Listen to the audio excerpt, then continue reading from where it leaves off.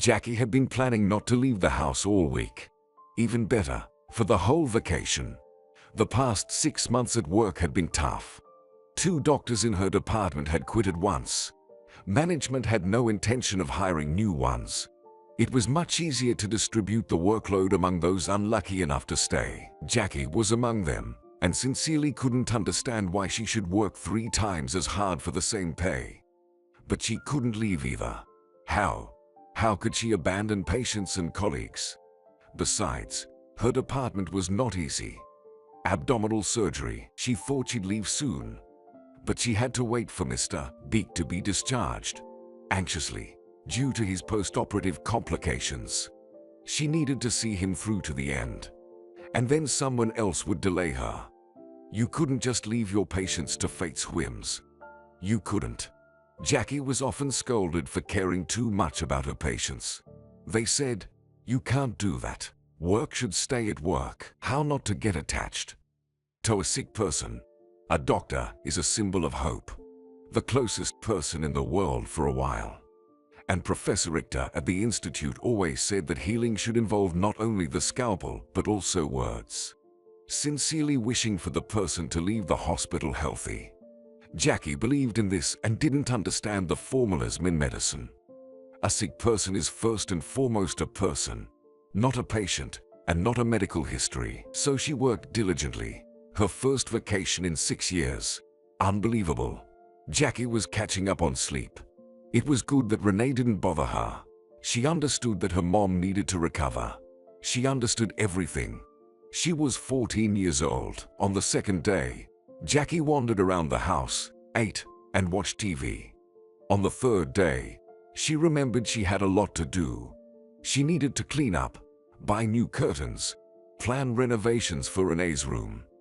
But she felt too lazy to go to the store and look for paint and a new bookshelf. So in the morning, Jackie ordered Renee to figure out how she wanted her room to look. "Sweetie, you think about it for now. Okay, we'll decide what and how to do it later," she said over breakfast. "Otherwise, we'll be running around aimlessly and end up not buying anything." "I want to paint the ceiling like the sky," Renee said. "And the walls white. And have a round lamp on the ceiling. You know, a circular one. And also a cork board on the wall to hang photos." "Well, then find out where we can buy all that," Jackie sighed. "We'll go tomorrow, or we'll order it." "Are you too lazy, Mom?" Renee asked. "I am," she admitted honestly. "But I promised you. So the renovation will happen." "Okay, Mom, relax." Renee nodded. "I'll find everything. Don't worry." The woman smiled. "And also, daughter, don't even think about going into medicine." "Okay, Mom, I'll think about it," Renee said. After breakfast, Jackie washed the dishes and settled on the couch in front of the TV. Oh God, how good it was to do nothing. Just sit and not think that at any moment she might be called to a patient, or that someone's relative might come and she'd have to explain for a long time why the surgery couldn't be avoided, or convince the patient that despite being a woman, she was perfectly capable of handling the upcoming operation. It's always been her problem. For some reason, many think that surgery is a man's job. Surprisingly, her age works in her favor. She's 42 and looks solid. Jackie is trusted. But there was a time when she was driven mad by those incredulous looks, by the worry in people's eyes, as if saying, "Who entrusted you with a scalpel, girl? Can I have a male surgeon instead?" She even cried sometimes. They told her that a female surgeon isn't a doctor, and there's no way for her to thrive here. "Go into calm therapy," everyone said. But Jackie couldn't see any other path. It's a dynasty, after all. Her grandfather was a surgeon, and so was her father. Since childhood, she loved to study surgical manuals and imagine herself in a white coat, with a scalpel in her hand. However, her father was against it too. He thought she wouldn't cope. To avoid disappointing her father, Jackie strived to become the best. And she did. Though she still sometimes faces disbelief. But at least now, she's only criticized for being a woman. Jackie couldn't resist and dialed the head nurse's number. "Rose, how are things there?" "Everything's fine here. Your Mr. Brown is stable. Phil says his tests are good. Mrs. Siemens is scheduled for surgery tomorrow. Prepare some blood." I didn't like his coagulogram, the woman sighed. "And also, okay, Jackie, rest." Rose interrupted. "We'll wait for you in the department in 2 weeks. And until then, I won't say another word about work." Jackie hung up. Rose was right. She's good. She's 7 years older than Jackie. Such nurses are worth their weight in gold. They know and see more than doctors with extensive experience sometimes. When young Dr. Jackie first arrived in the department, it was Rose who helped her settle in and comforted her when she cried once again in the residence room because they didn't trust her with surgeries, when patients refused her altogether, because she was young, because she was a woman, because she had little experience. The phone rang. Jackie saw the name on the display. Haley, her close friend. They studied together at the institute. Only Haley chose cosmetology and succeeded greatly. She now has her own clinic, earns money, looks like a doll. No one believes she's 40. Everyone thinks she's no more than 30. Jackie marveled at how they managed to maintain their friendship. After all, both of them had almost no free time. Thank God for phones. "Hi, Jackie. So, are you finally released?" "I am." Jackie smiled. "I slept for 24 hours. Can you imagine?" Renee got scared. "Checked if I was breathing at all." "But you worked for 2 days before that." Her friend laughed. "Jackie, maybe you'll come work with us after all. You'll retrain calmly with us." There was a significant pause. Haley has been inviting her to join her for a long time now. The salary would be higher, and she'd have more free time. But Jackie wasn't drawn to cosmetology. She loved her job. With all its drawbacks, nerves, sleepless nights, she loved the joy of pulling a patient back from the brink, bringing back someone who was almost in the grave. Yes, she worked, to the detriment of her own daughter, who had to prepare her own lunches and dinners. But Jackie saved lives. Will that be the case in a cosmetology clinic? Of course not. "I won't go," Jackie replied. "It's boring there." "Is it fun for you?" Haley snorted in offense. "I'm not rushing you. I'll wait as long as it takes." "Jackie, what are your plans for the vacation?" "Well, we'll be doing renovations in Renee's room," Jackie replied. "We'll do it ourselves. There's not much money. I've been saving up, but my boot store and Renee's jacket and phone broke. And if you worked with me, your salary would be higher, and you'd have enough money," Haley said. "I wanted to tell you. Do you talk to Oscar?" "Not often." "Why?" Jackie was surprised. "He's married. Career is his priority." "What happened?" "Oh, Jackie, don't freak out. But Oscar landed in prison for killing his wife," Haley said. Jackie gasped in surprise, covering her mouth with her palm. "Oscar? In prison? No, that can't be." Memory vividly illuminated what seemed to be long left behind. She wished she could forget, but no, the past was already replaying chapters of her life like a bright movie reel. Until the 6th grade, Jackie was bored in school. Everything they taught in school, her grandmother had already taught her, so it was dull. However, Jackie preferred to be true to herself and not claim that her school years were the best in her life. It wasn't like that at all. That year, Jackie looked forward to summer. Vacation meant sleeping until noon, reading what she wanted, not what was assigned. And she could hang out with her friends in the yard, watch movies, and forget about school routines for a while. Besides, Dad promised they'd take a real camping trip, but he promised that a year ago too. It just didn't work out then. He wasn't allowed to take time off work. No surprise. Mom says Dad is irreplaceable. He's one of the best surgeons in town. Jackie was proud of her dad. If only he had more time. Jackie rarely sees him, even though they live in the same apartment. He's either at work or resting after work. Well, or writing some smart articles in his office. And entering it was forbidden for the girl. Although Jackie still went, sat in the chair with a book, and watched her dad's serious face, his hands flying over the typewriter keys. In those moments, for some reason, she wanted to cry with pride. Her dad is a doctor. He saves lives. One day, Jackie will be just like him. But first, she has to finish school and go to college. On the last day before vacation, Mrs. Thompson, the teacher, announced that before resting, they would have to work a little. We'll have a general cleaning in the classroom. She said, "That's child labor." Peter, the class bully, shouted from the back, "It's illegal, by the way, and is sticking gum to the desk legal?" Mrs. Thompson asked, "Is writing all sorts of things on the desk legal?" "I won't go," whispered Jackie's desk mate, Tessa. "I didn't scribble or draw anything, but I have to." Jackie sighed. "Dad says it's necessary. If I don't go, he'll make a scene." "Yeah, you'll go alone, like last time," Tessa said. "We actually have a janitor." Mrs.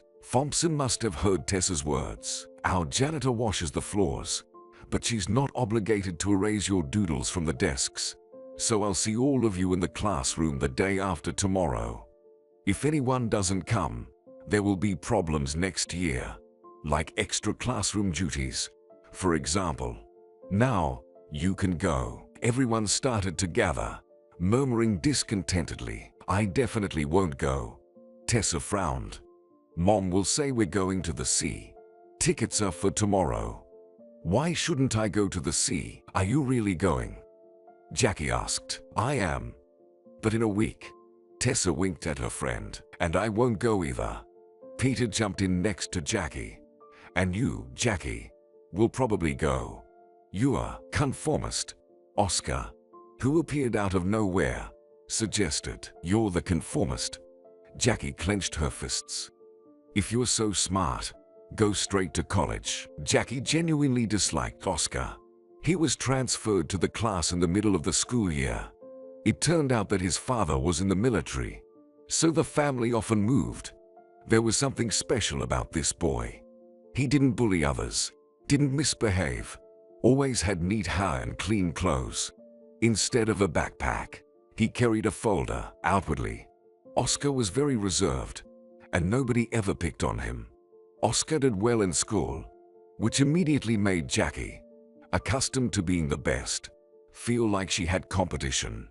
His ears were particularly annoying to her, terribly unpleasant, pink, and sticking out like an elephant's. "It won't work out," sighed Oscar. "Those are the rules. First, school, and then university." Jackie lifted her backpack from the chair. "Too bad. It wouldn't hurt to have you gone." "You're so mean." Oscar shrugged. "Okay, I won't bother you anymore," and he quickly worked to the exit. Jackie watched her classmate leave with a disdainful look. "Know-it-all," she muttered. "Tessa, why does he think so highly of himself?" "Well, he's just smart," Tessa said. Oscar truly was smart, and he knew it well. Perhaps that's what irritated Jackie about him. Although at 12 years old, she didn't fully understand it yet.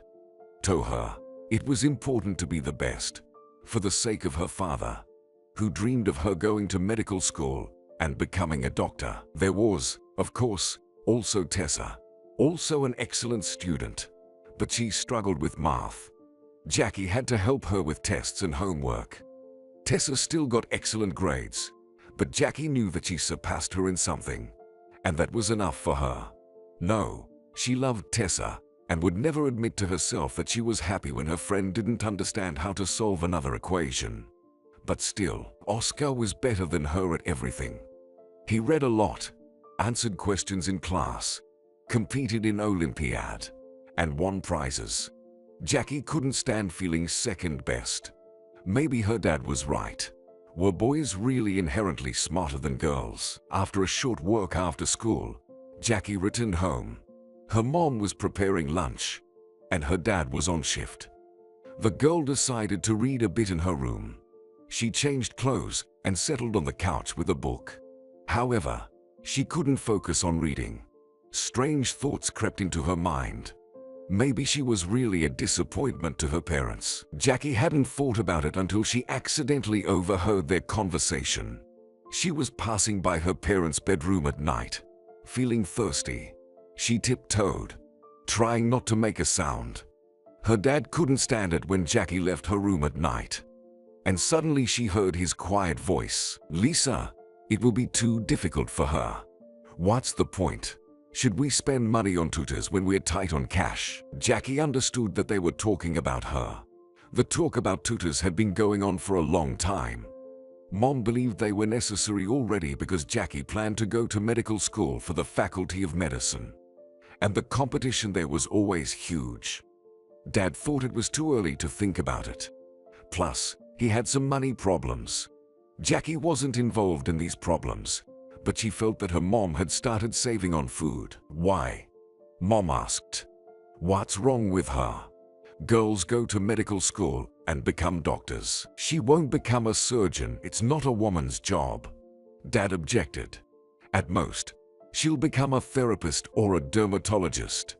Is it worth hiring tutors for that? If she doesn't get in, she'll go somewhere else, maybe into teaching." "Chris, you're too categorical," Mom said softly. "I'm sorry I couldn't give birth to a son. What could I have done?" "Yeah, I know. Don't be upset," Dad said. They both stayed silent for a while. Jackie was afraid to breathe and stood still. Finally, Dad continued, "You forgive me too. You know, I dreamed of continuing the dynasty in our children. But we didn't have any female doctors in our family. And Jackie, well, she's trying, of course. At her age, I was already reading serious manuals and discussing them with my father. But she's still a girl. No, I love her. You know I'll do anything for her. But I'm against medicine. Let her choose something calmer." "But she dreams of becoming a surgeon. Like you. And you know that," Mom objected. "There are no female surgeons," he said. "And if there are, they're usually someone's protégés. They won't trust her with anything more serious than an appendectomy. So the question of tutors is closed." Lisa. Jackie never made it to the kitchen that night. She returned to her room and cried the whole night, burying her face into the pillow. And then she started spending even more time with her textbooks. She would borrow her father's books from his library, reading at first without understanding much. But with time, she began to grasp surgical procedures, types of inflammations, and other medical matters. Her father watched her with pleasure, but she could see doubt in his eyes. There was no pride, no joy in her achievements. Just a question. Will you manage? Will you overcome? After all, you're just a girl, not a son who would continue the dynasty. And now there was Oscar on top of it. Her father would surely be proud of such a son. But was it Jackie's fault that she was born a girl? She didn't choose her gender before birth. It just happened. But it didn't matter. She would prove to her father what she was capable of, and he would surely be proud of her. On the day of the general cleanup, Jackie couldn't help but go to school. Tessa tried to dissuade her, but Jackie couldn't stand breaking the rules. Yawning, she entered the classroom, expecting to see at least 3 or 4 people there. But all she saw was Oscar and Mrs. Thompson. Oscar was diligently cleaning the desk. Mrs. Thompson stood next to him, arms crossed over her chest. "I knew it would be just you," she said. "Hello, Mrs. Thompson," Jackie said. "Oh, Jackie came. My smart kids," Mrs. Thompson smiled. "All right, take a rag and start cleaning from that end." "Hey, Jackie." Oscar winked at her. "I wasn't expecting you." "Hi, Oscar," Jackie muttered. It was clear they would be here until evening. Tessa was right. Jackie shouldn't have come. Mrs. Thompson grumbled a little more, then headed to the teacher's lounge for tea, giving some final instructions. "All right, wipe the windows again, and take down the curtains. That's all. I'll be back soon." They were left alone. Jackie angrily scrubbed the desk, regretting she had come here at all. Oscar worked calmly, humming to himself. "Can you keep it down?" Jackie said. "What?" Oscar didn't understand her. "Stop howling. Can you?" she said. "It's annoying." "Oh, I'm sorry, miss." Oscar playfully waved the rag. "But sometimes I just can't control myself. You should try. I sympathize. I read that rabies is incurable." Oscar sighed.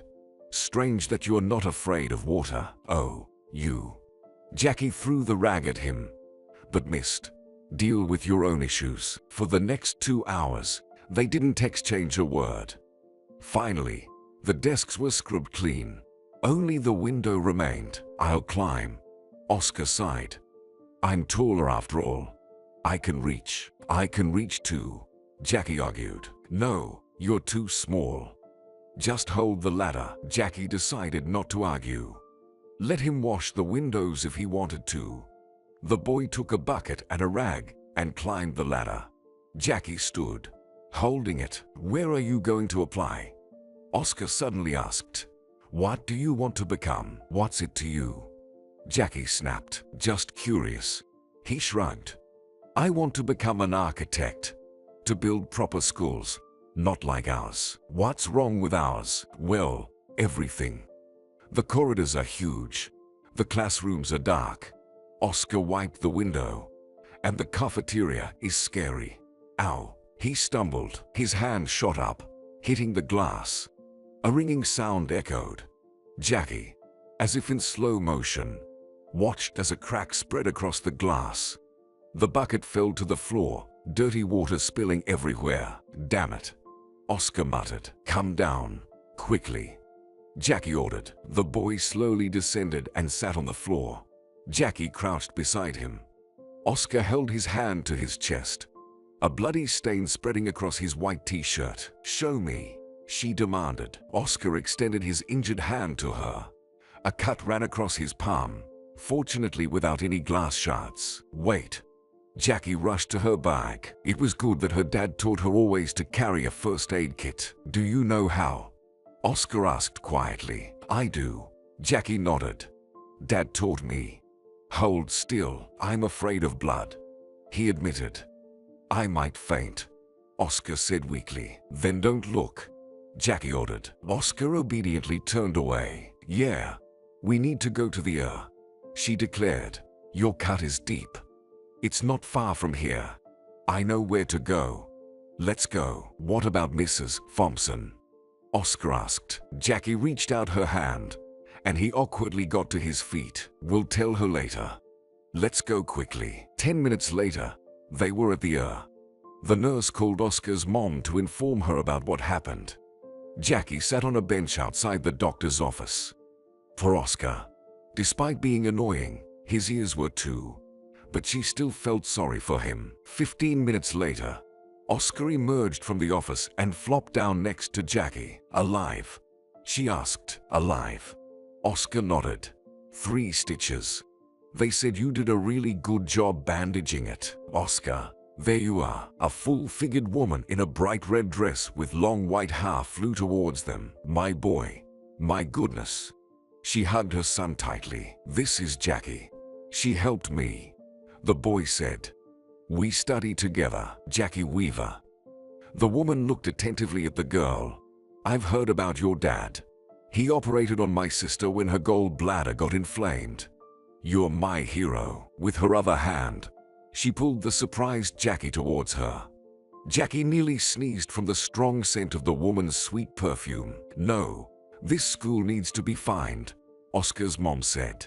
"What if you had fallen? What if they had to amputate your hand?" "They wouldn't have to," Jackie said. "Well, anything could have happened." She frowned. "My name is Azalea. You're my heroine. Let's go to the school. I need to have a word with this Mrs. Thompson," Oscar reminded. Jackie and Oscar weren't present for the conversation between Mrs. Thompson and Azalea. They sat on a bench in the schoolyard. "You're not so bad after all," Oscar said.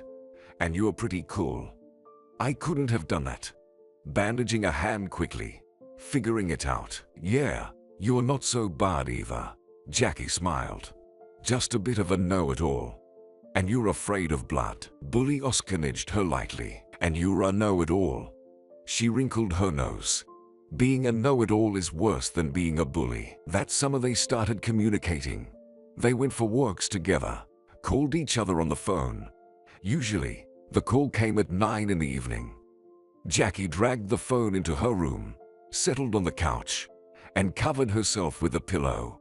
She didn't want her conversations with Oscar to be overheard by her parents. Jackie's mom even joked that the girl was in love. "What are you discussing that makes you so excited when you come out?" she would ask. But Jackie didn't feel love. With Oscar, she was interested and happy. Like her, he loved to read, and he played the guitar beautifully. He especially loved one song, "You're My Breath." Jackie tried to learn to play too, but nothing came out for her. In the end, she forgot about that idea. And in the autumn, they sat together at the desk. Jackie opened her eyes. Oscar in jail. He was harmless, like a guinea pig. He was always afraid of the sight of blood. She didn't even tell him about her work when they met. No, he didn't ask her to stop talking. But she noticed that Oscar would turn pale just from hearing about surgeries. He couldn't be a killer. But whatever Haley said, Jackie didn't believe that Oscar could kill anyone, especially his own wife. The woman knew nothing about their relationship. They rarely talked about personal matters, as if deliberately avoiding those topics.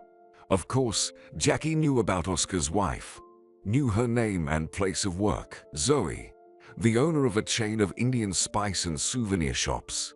Jackie even went to one of her stores and bought excellent turmeric there. Oscar couldn't have killed her. He just couldn't. "Mom, what's wrong?" Renee peeked into the living room. "Did something happen? Did they call from work?" "No, dear." Jackie shook her head. "Oscar has problems. Haley, my friend, called." "It's okay. No problem is insolvable," Renee said. "You always say that, don't you? And I also tell you that you can't trust authorities, even mothers. Because I can also be wrong." "Renee, go to your room. I'll calm down now," Jackie said, not believing in herself at all. "And I'll make you tea," Renee decided. With chamomile, she went to the kitchen, leaving Jackie alone. Jackie looked at her reflection in the mirror of the old wardrobe. Strange. She didn't even get this nervous before the most complex surgeries. And now, her hands were trembling. Tears were welling up, and goosebumps ran down her spine. Lord, she took the news of Max leaving her, Renee's father, easier than this. The doorbell rang. Jackie rushed to the hallway. It was Haley. She looked great as always. A business-like blue suit, a white shirt, hair styled in a high stylish bun. Her eyes were amazing, smoky. Jackie felt like a beggar next to a princess. She had a nest on her head, was dressed in stretched-out sweatpants and a knee-length t-shirt. "What's up?" Haley was surprised.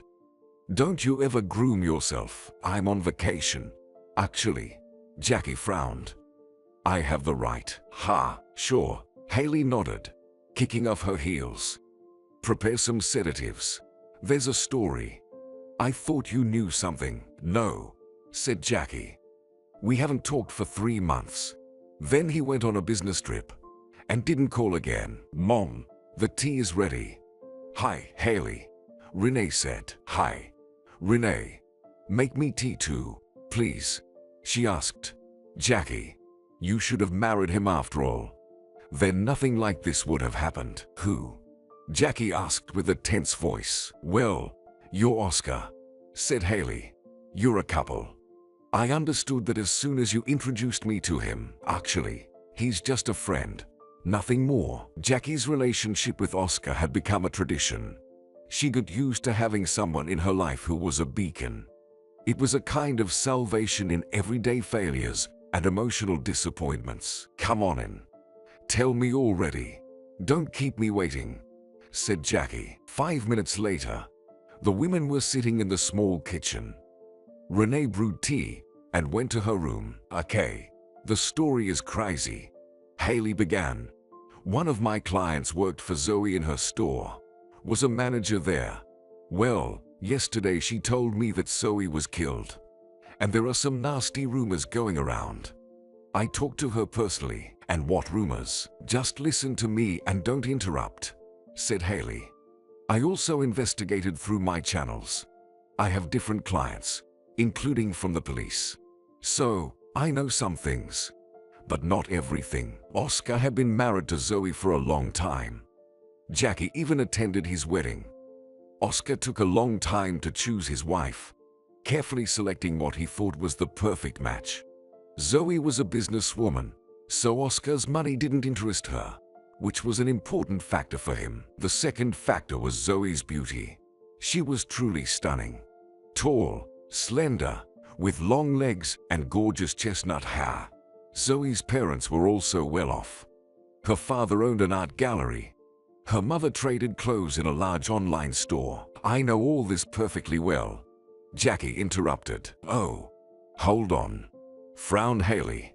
Anyway, the birdie told me that things weren't going well between them lately. You know, they were heading for divorce. Didn't he tell you? No, Haley, I'm telling you, we didn't discuss such matters.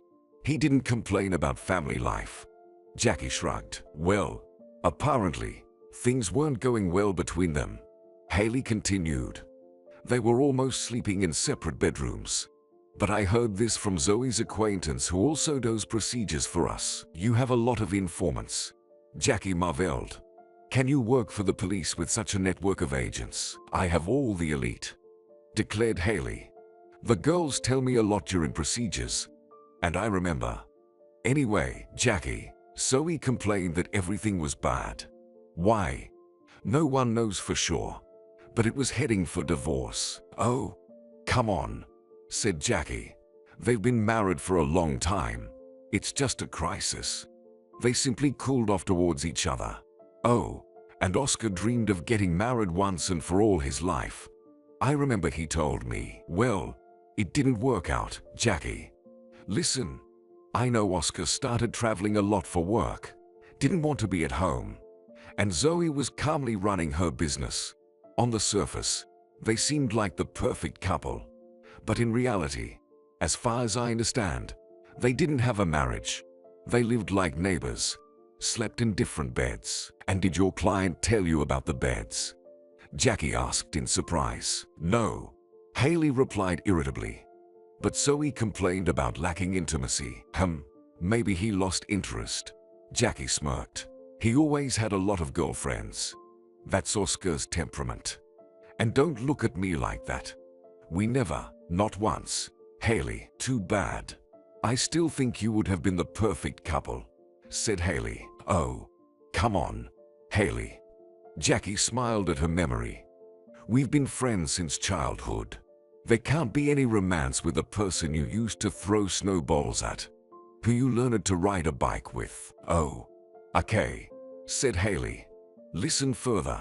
One time Oscar came back from another business trip. Zoe, apparently, decided to arrange a romantic dinner for him. Maybe she wanted to mend their relationship or revive past passion.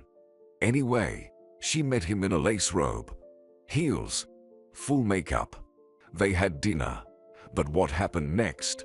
No one knows. Oscar's housekeeper found Zoe in the room with a knife wound.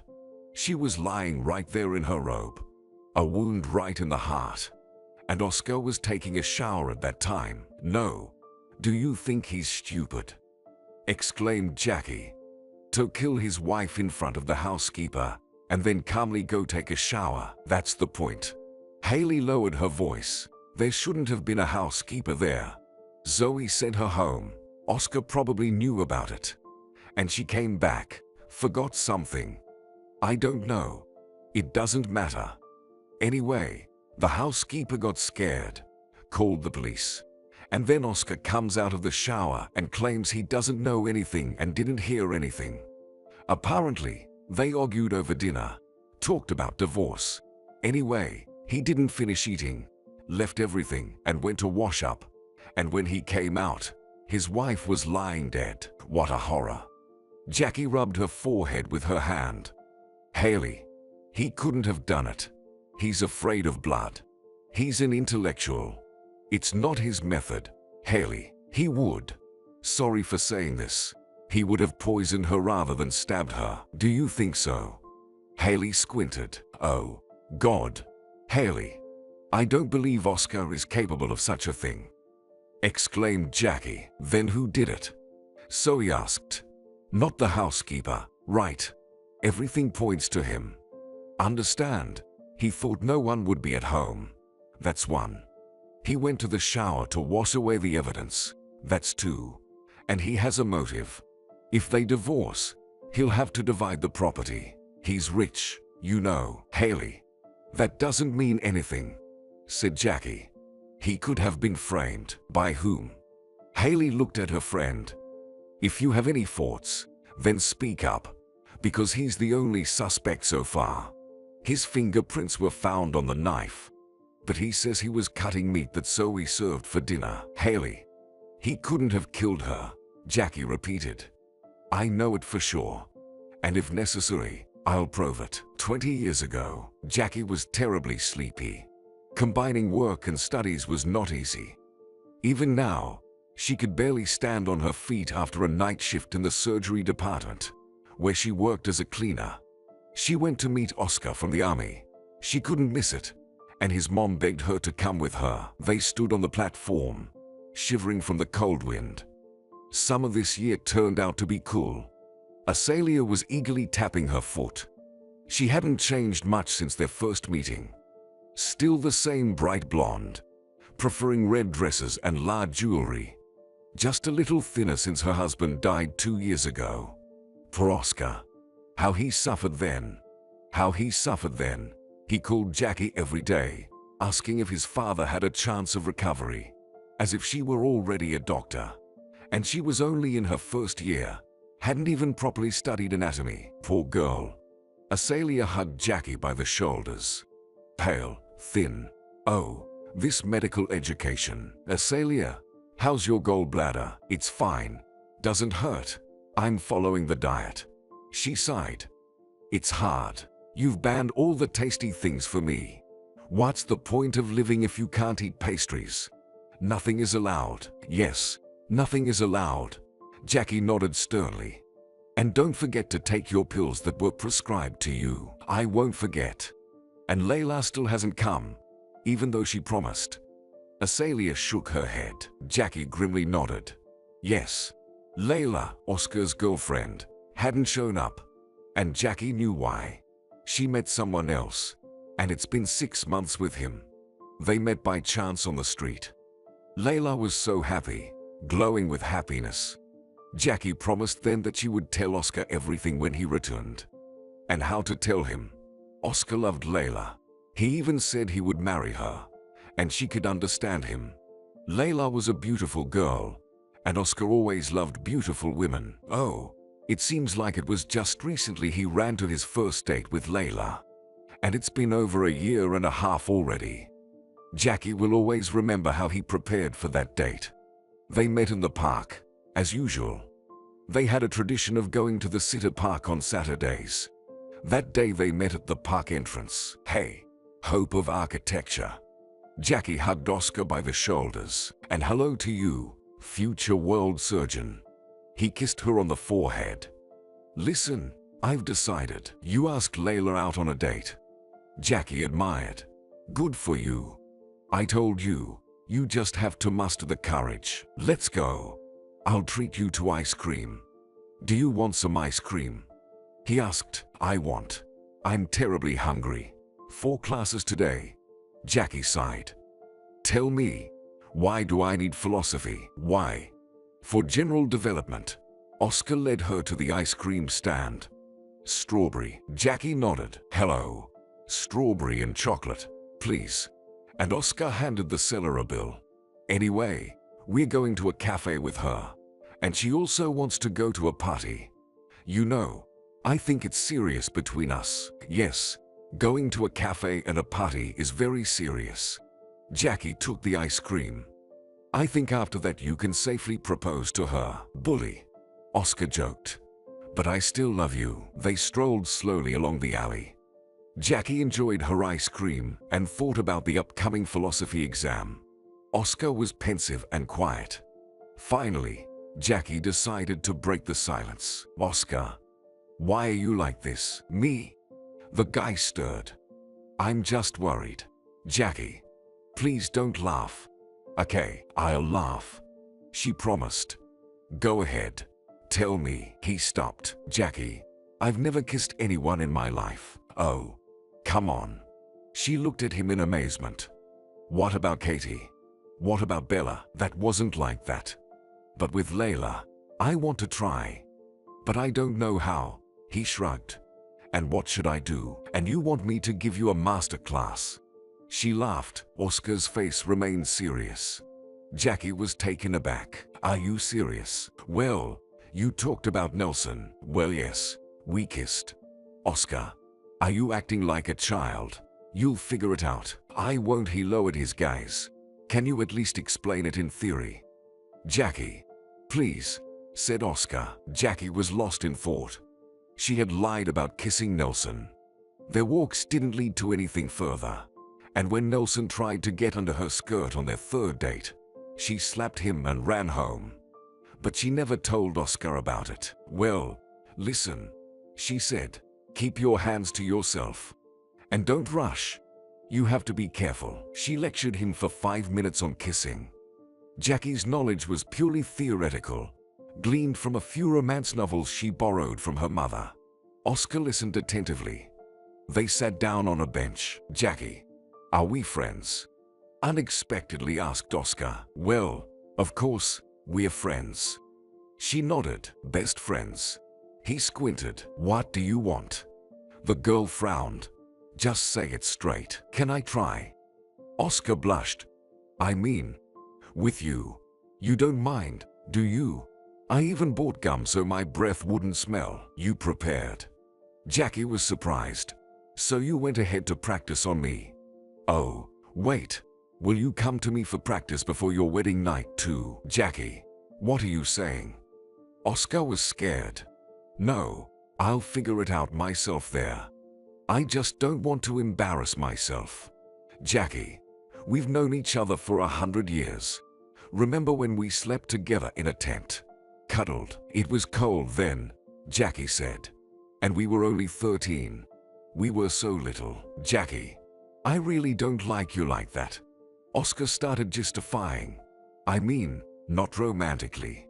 When I think about you dissecting those guts in school, I feel sick. Thanks, Oscar.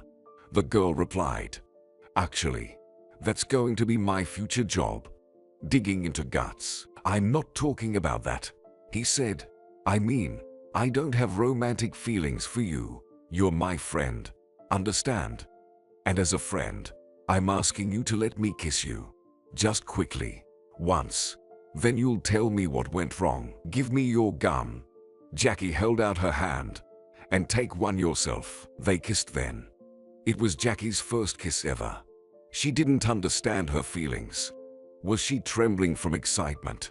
Or did she really like it? And why were his lips so tasty? Was it because of the chocolate ice cream?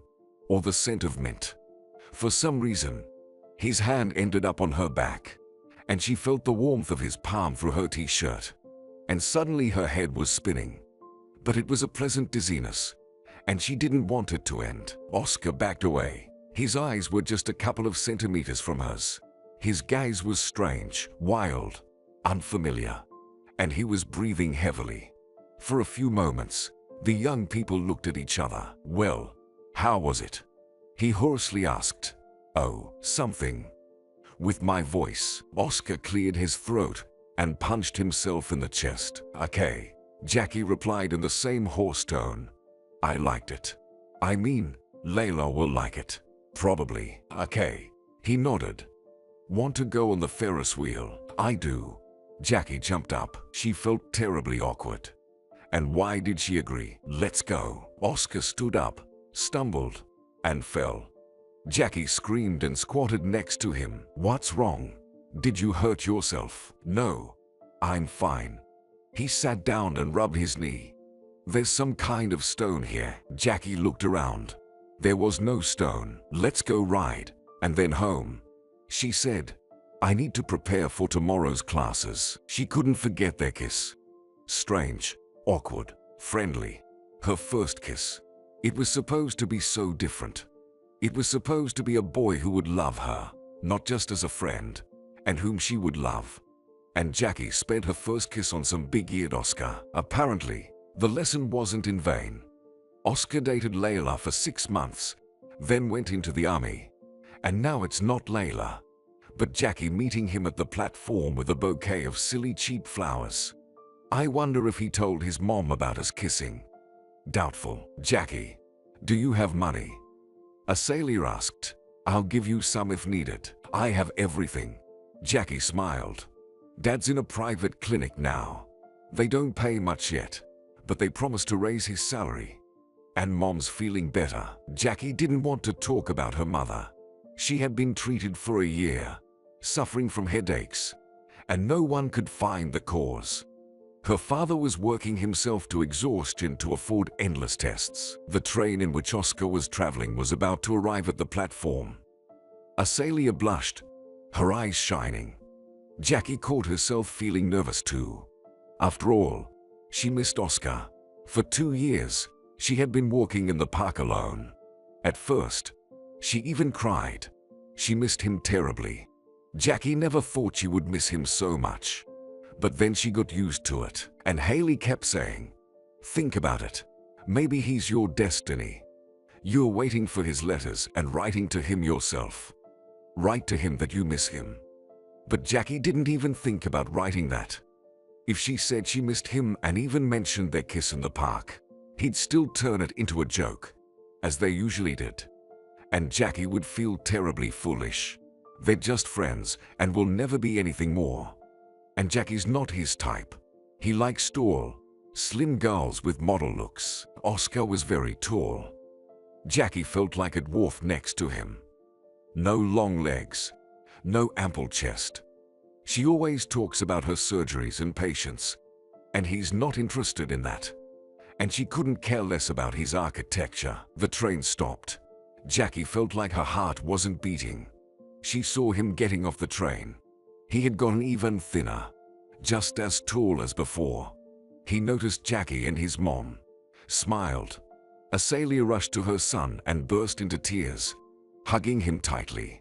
Jackie slowly walked towards them, squeezing the sweaty flowers in her hand. Hi, Jackie. He smiled at her. Your hair's grown. Yeah. How much time has passed? Here. And she handed him the bouquet.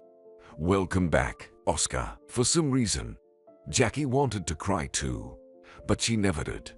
She always knew how to hold herself together. Dad said it was one of the most important qualities of a future surgeon. She told him about Layla that same evening. They went to his house then. Azalea set the table, invited friends. Jackie was Oscar's only friend. After the dinner, he walked her home. Oscar, I didn't write to you, but Layla. Jackie started. No need. He interrupted her. I figured it out. She wrote a couple of lines once a month. Even an idiot would understand. And how are you? She asked gently. Nothing much, he replied. I knew she wouldn't wait for me. I felt it. Jackie, how about you? You didn't say anything. When was I supposed to? Jackie laughed. Your mom wouldn't let me get a word in. I'm fine. But as for Mom, no one knows yet, Jackie said. What about personally? He smirked. Found a perfect prince. No, only horrible ones like you so far.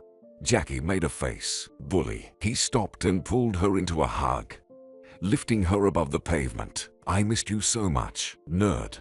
She rubbed her cheek against his shoulder. I missed you too. Shall we go to the park on Saturday? Of course, let's go. And he gently set Jackie down. I'll buy you ice cream. I remember. Strawberry. I remember a lot of things. He suddenly hesitated. Jackie understood Oscar was referring to their first kiss. He fixed his gaze on her lips. Jackie suddenly felt hot. No, it's not right. He hasn't seen girls for a long time. That's why he's thinking about things he shouldn't. It will ruin everything. They might kiss, they might even sleep together, but then she'll lose a close friend.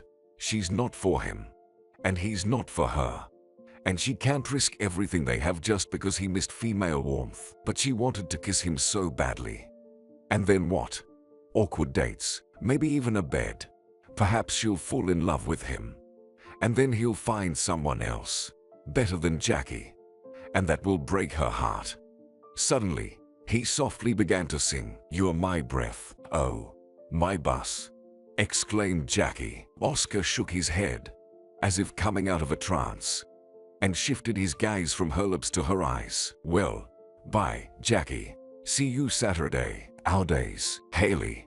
It's definitely not him." Jackie groaned. "We need to do something. He has money for a lawyer, after all." "Yes, he does, but I'm afraid it won't help." Haley lowered her gaze. "Jackie, everyone is against him. There's a motive. There are fingerprints.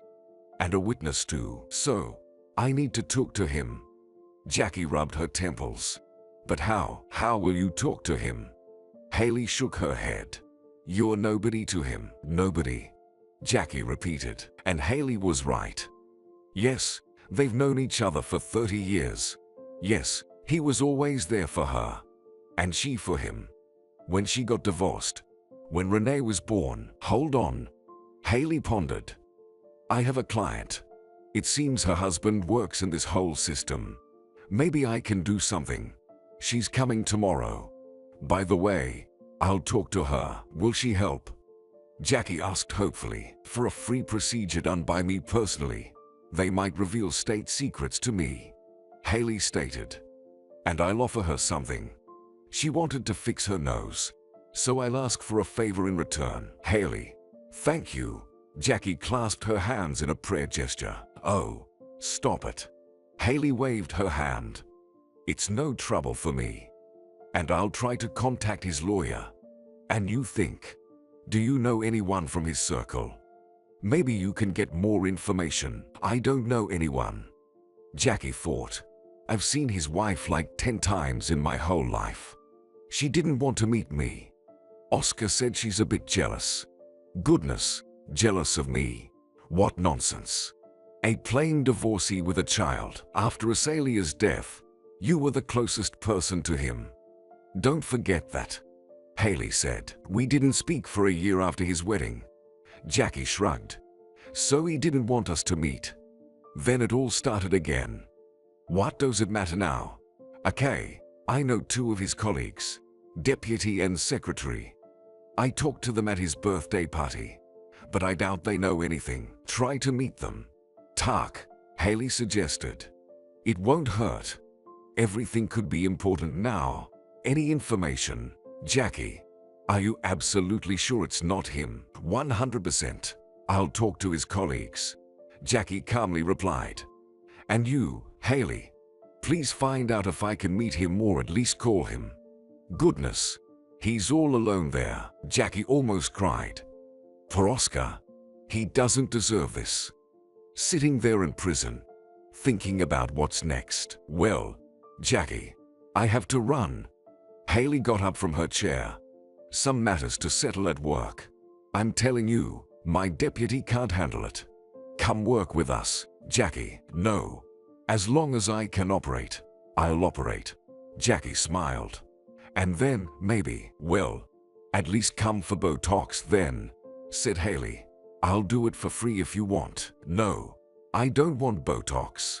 Maybe later, when something is resolved with Oscar." "Okay, I'm off." Haley kissed Jackie on the cheek. "I'll close the door myself. I'll keep you posted, friend." When the front door closed behind Haley, Jackie let the tears flow. Lord, what is this? Why did it have to happen to Oscar? He's such a good person. Probably the closest person to her in the world. Except for Renee, of course. Could he really go to prison for his wife's murder? "Mom, sorry. I overheard something." Renee peeked into the kitchen. "Uncle Oscar will go to jail." "Right, don't say that." Jackie sniffled. "He won't. He didn't do it. Maybe the maid killed his wife. Renee sat down on a chair. Could that be? Mom, hold on. Daughter, did you hear something? Or were you eavesdropping under the door? The woman frowned. Well, I put your stethoscope against the wall, Renee admitted. Mom, but I'm worried about Uncle Oscar too. Jackie wanted to scold her daughter but couldn't. Perhaps she would have acted the same in her place. Mom, we need to conduct our own investigation, Renee declared. I saw in the movies that's how they find the real killer, and then they go to the police with evidence. And Uncle Oscar will be released. Oh, honey, easier said than done. Jackie propped her chin on her hands. I'm a doctor, not an investigator.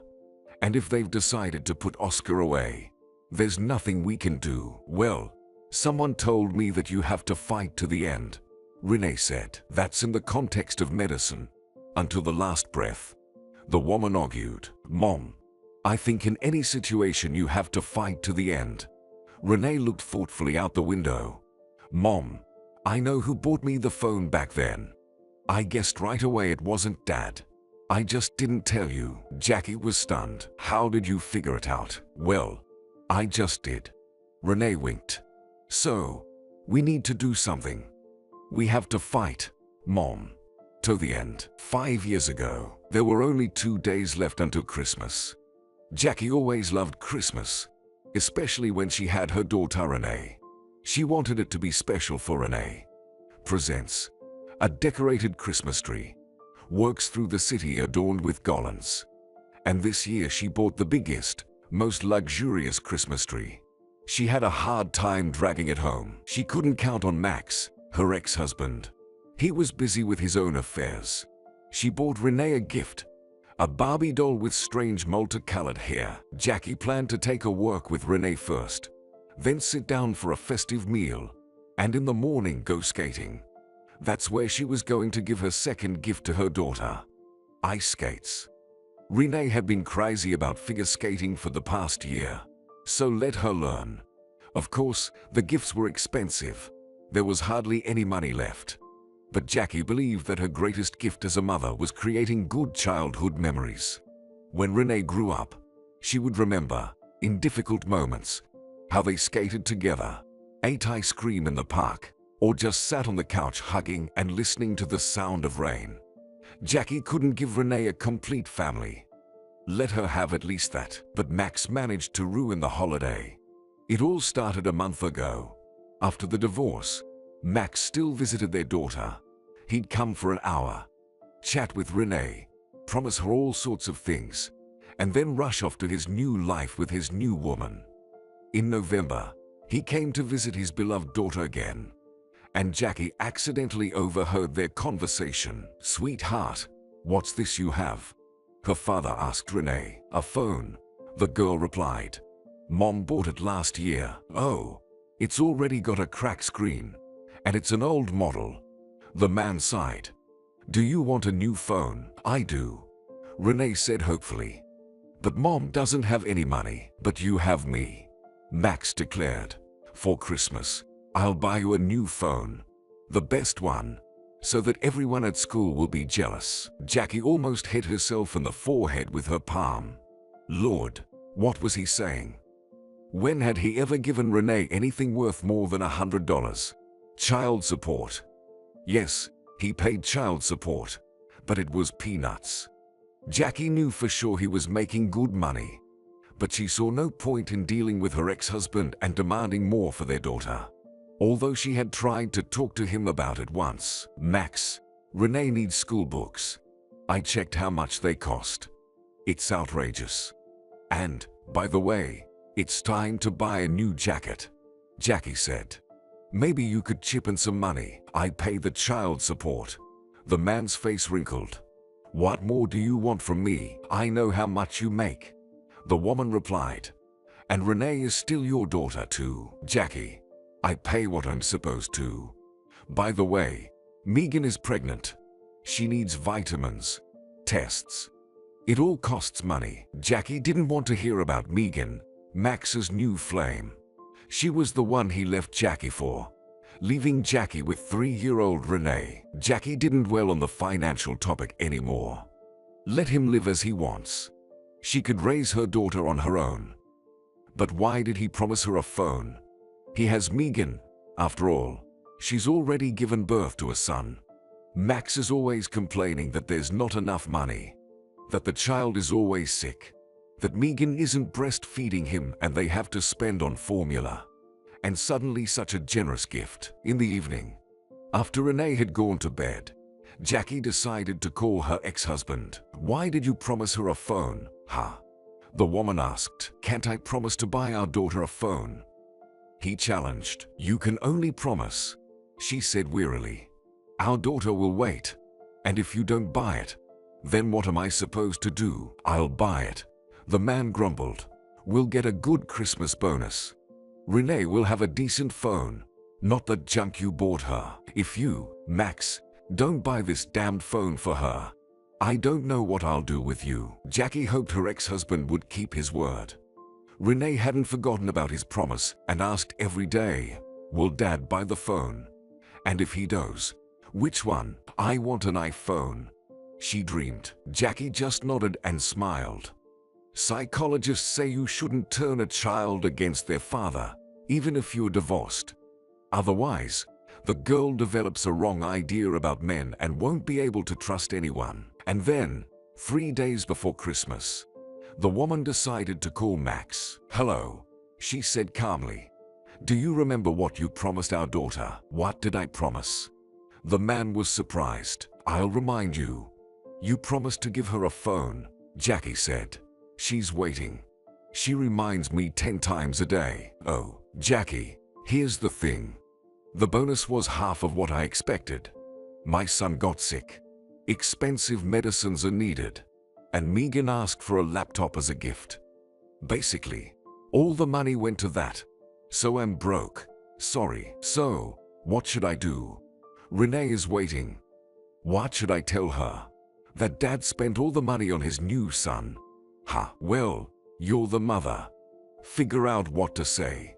"I'll buy her the phone later, in the spring," the man said. "You jerk," Jackie hissed and hung up. And here she sits in the kitchen, crying, dropping her head on the table. It's good that Renee went for a walk with her grandmother and didn't see her tantrum. Maybe she'll still be able to take out a loan or borrow money from Haley, for example. But it's so awkward for her to ask. The phone rang. Jackie thought it was her ex-husband. Maybe he changed his mind and will now say he'll buy their daughter the phone after all. But it was Oscar. Imagine that. They hadn't spoken for 2 months. He had a lot of work. And there was also a new girl he was in love with. The woman wiped her eyes and picked up the phone. "Hi, Jackie. Sorry for disappearing," Oscar said. "I wanted to ask, what are your plans for Christmas? Maybe you and Renee could come to me for New Year's." "Maybe." Jackie tried to convey calmness in her voice. "We wanted to go skating." "Oh, great. Can I join you?" Oscar asked. "But what about your girlfriend? Won't she object?" Jackie was surprised. "Well, we broke up." The man sighed. "Our characters didn't match, so I'm free." "And how about your ex?" And Jackie couldn't hold back. She burst into tears right into the phone. "Jackie, what's wrong?" Oscar was alarmed. "What has he done now?" "Jackie, don't be silent." "Nothing. Really. He just promised Renee a phone as a gift and then changed his mind." "Oscar, maybe you could lend me some money. I'll pay you back." "What a jerk." The man said quietly. "Jackie, I'll give you money. I'll give you however much you need. Just don't cry. Okay." "Good Lord. How did you even get involved with him?" The woman said goodbye to Oscar and placed the phone on the table in front of her. "You remember him, and he's right there. Amazing. Even on the day Renee was born, Oscar was there. Who would have thought? Yet, she and Max had such love, and he left her all alone back then." Though Jackie was not alone. Thanks to Oscar, Jackie met her now ex-husband immediately after finishing university. During her studies, she had no free time at all. There was no time for dates. Starting to work, Jackie suddenly realized that she had a lot of free time. She could read books, watch movies, even go for walks. She met Max at the birthday party of her former classmate Diana. They gathered in a small one-room apartment, drank wine, and someone brought a guitar. Perhaps it was because of that cursed guitar that it all began.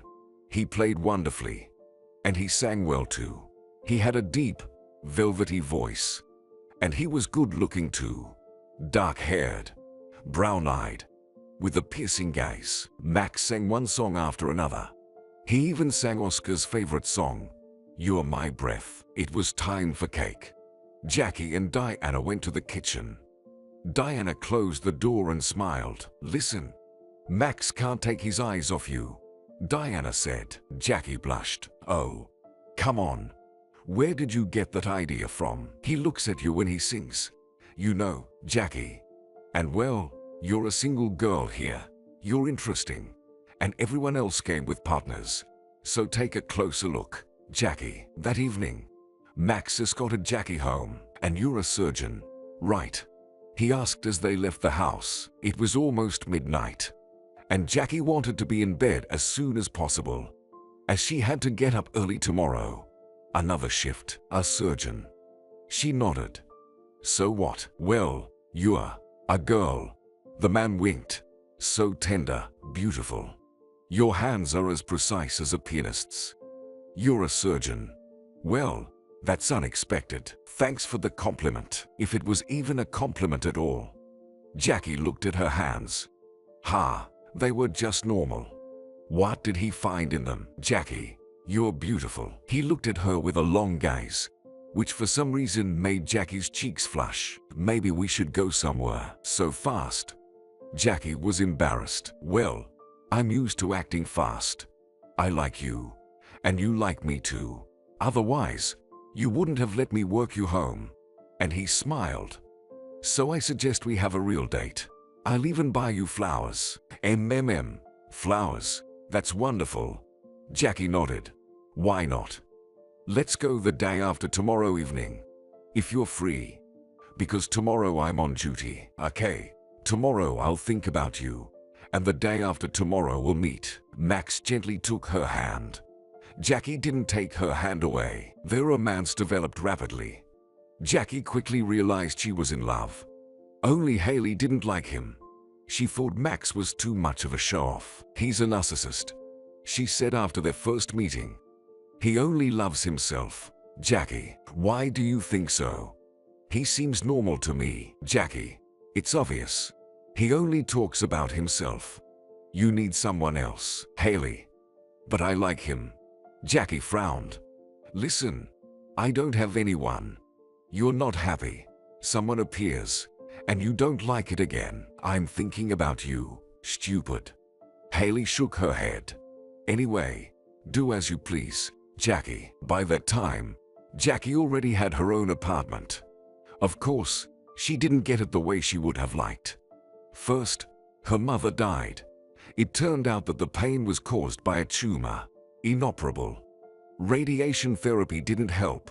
It only prolonged the suffering. A year after her mother, Jackie's father passed away, and that year was the scariest one in her life. Her father's already complicated character had worsened terribly. He constantly scolded Jackie, repeated that she would never succeed, and started blaming his wife, who hadn't given him a son. Jackie, balancing her studies and work, had to take care of her father, who turned into a big child. Jackie didn't immediately realize that he was developing senile dementia. It happens to elderly people after severe stress. Only Haley and Oscar helped her. Oscar's mother even hired a caregiver with her own money to stay with Jackie's father when Jackie was at school or work. The girl promised to repay the money, but Asalia refused to hear about it. And then Jackie's father died. She grieved terribly for him, but at the same time felt some relief. She was afraid that things would only get worse for him over time. She knew well how elderly people who had lost their minds behaved. She often saw such cases at work. But her father never lived to the depths of insanity. Maybe it was for the best, so Jackie was left in an empty apartment. Oscar helped with the repairs. They threw out the old furniture, re-glued the wallpaper, and put new tiles in the bathroom. Oscar created a design project for Jackie, chose materials that she could afford. The repair wasn't easy for them. They often quarreled. Jackie would start shouting, even throwing tools at Oscar, and he endured all her bursts of anger, understanding that they were caused by the recent losses she had experienced. Jackie felt terribly ashamed in front of him after such fights. She always apologized and promised that it wouldn't happen again. "Come on, don't worry, it'll happen again." Oscar would sigh, "But I still love you." Since Jackie had her own apartment, Max moved in with her. Before that, he lived with his mother, who worked as a shop assistant, selling cheap clothes. Victoria, Max's mother, was a loud, talkative woman. Communicating with her was difficult for Jackie. Victoria's energy literally suffocated Jackie. Jackie really wanted to marry Max. She was probably in love for the first time in her life. She wasn't even embarrassed by the fact that Max earned much less than she did, that he didn't really like reading, and sometimes there was nothing to talk about with him. But he kissed perfectly. Jackie melted in his arms, forgetting about everything in the world. Wasn't that the most important thing? He seemed perfect to her. He said the right words, made compliments, gave flowers. Jackie had never had anything like this before. She imagined them living together, having children together. She wanted at least two. Finally, Max proposed to Jackie, banally, right on the street, during a work. "Forgive me for not having a ring." He smiled. "I'll buy you the best diamond ring later." In the end, Jackie bought the ring herself, for herself and for Max. He had problems at work. But did that mean anything if she had finally met that someone special, her man? And Jackie would definitely be happy with him. And he kissed much better than Oscar. They had a modest wedding. To Jackie's surprise, Victoria cried loudly and, raising a toast, said that her son didn't deserve such a girl. Jackie was surprised. Usually, mothers-in-law think that their favorite boy could have chosen someone better. Well, apparently, Victoria was an exception to that rule. Family life began. However, Jackie expected more. Max seemed to relax, stop giving her flowers and sweet gifts. Jackie paid for food and utilities. Max said that his company was having problems right now. They needed to endure a little. Jackie endured and believed that sooner or later, things would work out for her husband. Haley didn't like this situation at all. "He's using you," her friend grumbled. "And what's next? Will you support him even after you have children?" Haley. "But everyone goes through difficulties. If people are together, they should support each other. It's normal," argued Jackie. "Isn't that what marriage is for?" "Marriage, Jackie, exists for mutual benefit and legal guarantees," Haley objected. "And what about you? Max just found a convenient woman. That's you. You'll do everything for him. You even disappear at work. Ideal conditions." He found himself a second mother. Jackie didn't listen to Haley. Maybe she was just envious. Haley's personal life wasn't going well. All her energy was taken up by her business and her cosmetic center. She rarely spoke to Oscar either. He worked at an architectural firm, considered one of the most talented young employees, and was aiming for a leadership position. Work took up almost all of his free time. Jackie understood this and preferred not to bother him. Everything changed when she realized she was pregnant. Max reacted negatively to this news. "Jackie, this is too soon," he said when she showed him the test with 2 lines. "You should have thought about it a bit." "About what?" Jackie was surprised. "This is my first pregnancy. I'm definitely not going to terminate it. I know what it can lead to. And why not? We're young. We have money, whatever you want. But it's your choice." The man replied mysteriously. No, he wasn't insisting on an abortion. But he didn't behave like a future young father dreaming of an addition to the family. He became cold and distant. Max repeated that they didn't have enough money, so find another job. Jackie burst out one day. To get paid more. You're already spending your own money only on yourself. Max, find one yourself. He shouted back. I like mine. You wanted a baby, so now you deal with this problem yourself. I thought we would do this in 5 or 6 years. Jackie decided that she wouldn't argue with her husband anymore. Maybe it was a shock to him. Once the baby was born, Max would see him, pick him up, and everything would change. The person most excited about Jackie's pregnancy was Victoria. It even seemed to her that the birth of a grandchild was Victoria's only goal. Her mother-in-law brought Jackie fruits, bought vitamins and clothes for the future baby. Even for the ultrasound, Jackie went with Victoria, not Max. He never had time for it. When they found out the gender of the future child, Victoria burst into tears. How good that it's a girl. Why? Jackie asked. The main thing is for the baby to be healthy. Oh, you don't understand. Victoria waved her hand. There's so much trouble with boys. Max is my fool. Do you think I don't understand? As he grew up, he only thought about girls and played his guitar all day long. You can't imagine how hard I fought with him to finish college. Oh, I'm telling you this in vain. Even though I lucked out with you, I never thought he'd have such a good wife. But don't worry, Jackie. You'll give birth, and he'll come to his senses. When Jackie was 5 months pregnant, Oscar's mother fell ill. He called her one evening and asked, Jackie, hi, is pancreonecrosis serious? In general, yes. Jackie clenched her fists. Pancreonecrosis is very serious. Could it be Oscar? No, it couldn't be.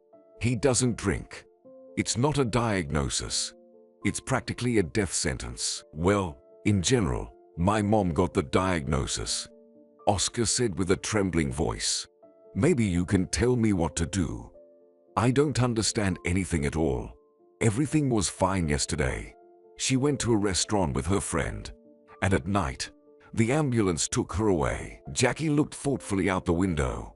Lord, she had told Asalia 100 times that she needed to follow a diet and take pills. No alcohol and no fried food. Oscar, please calm down.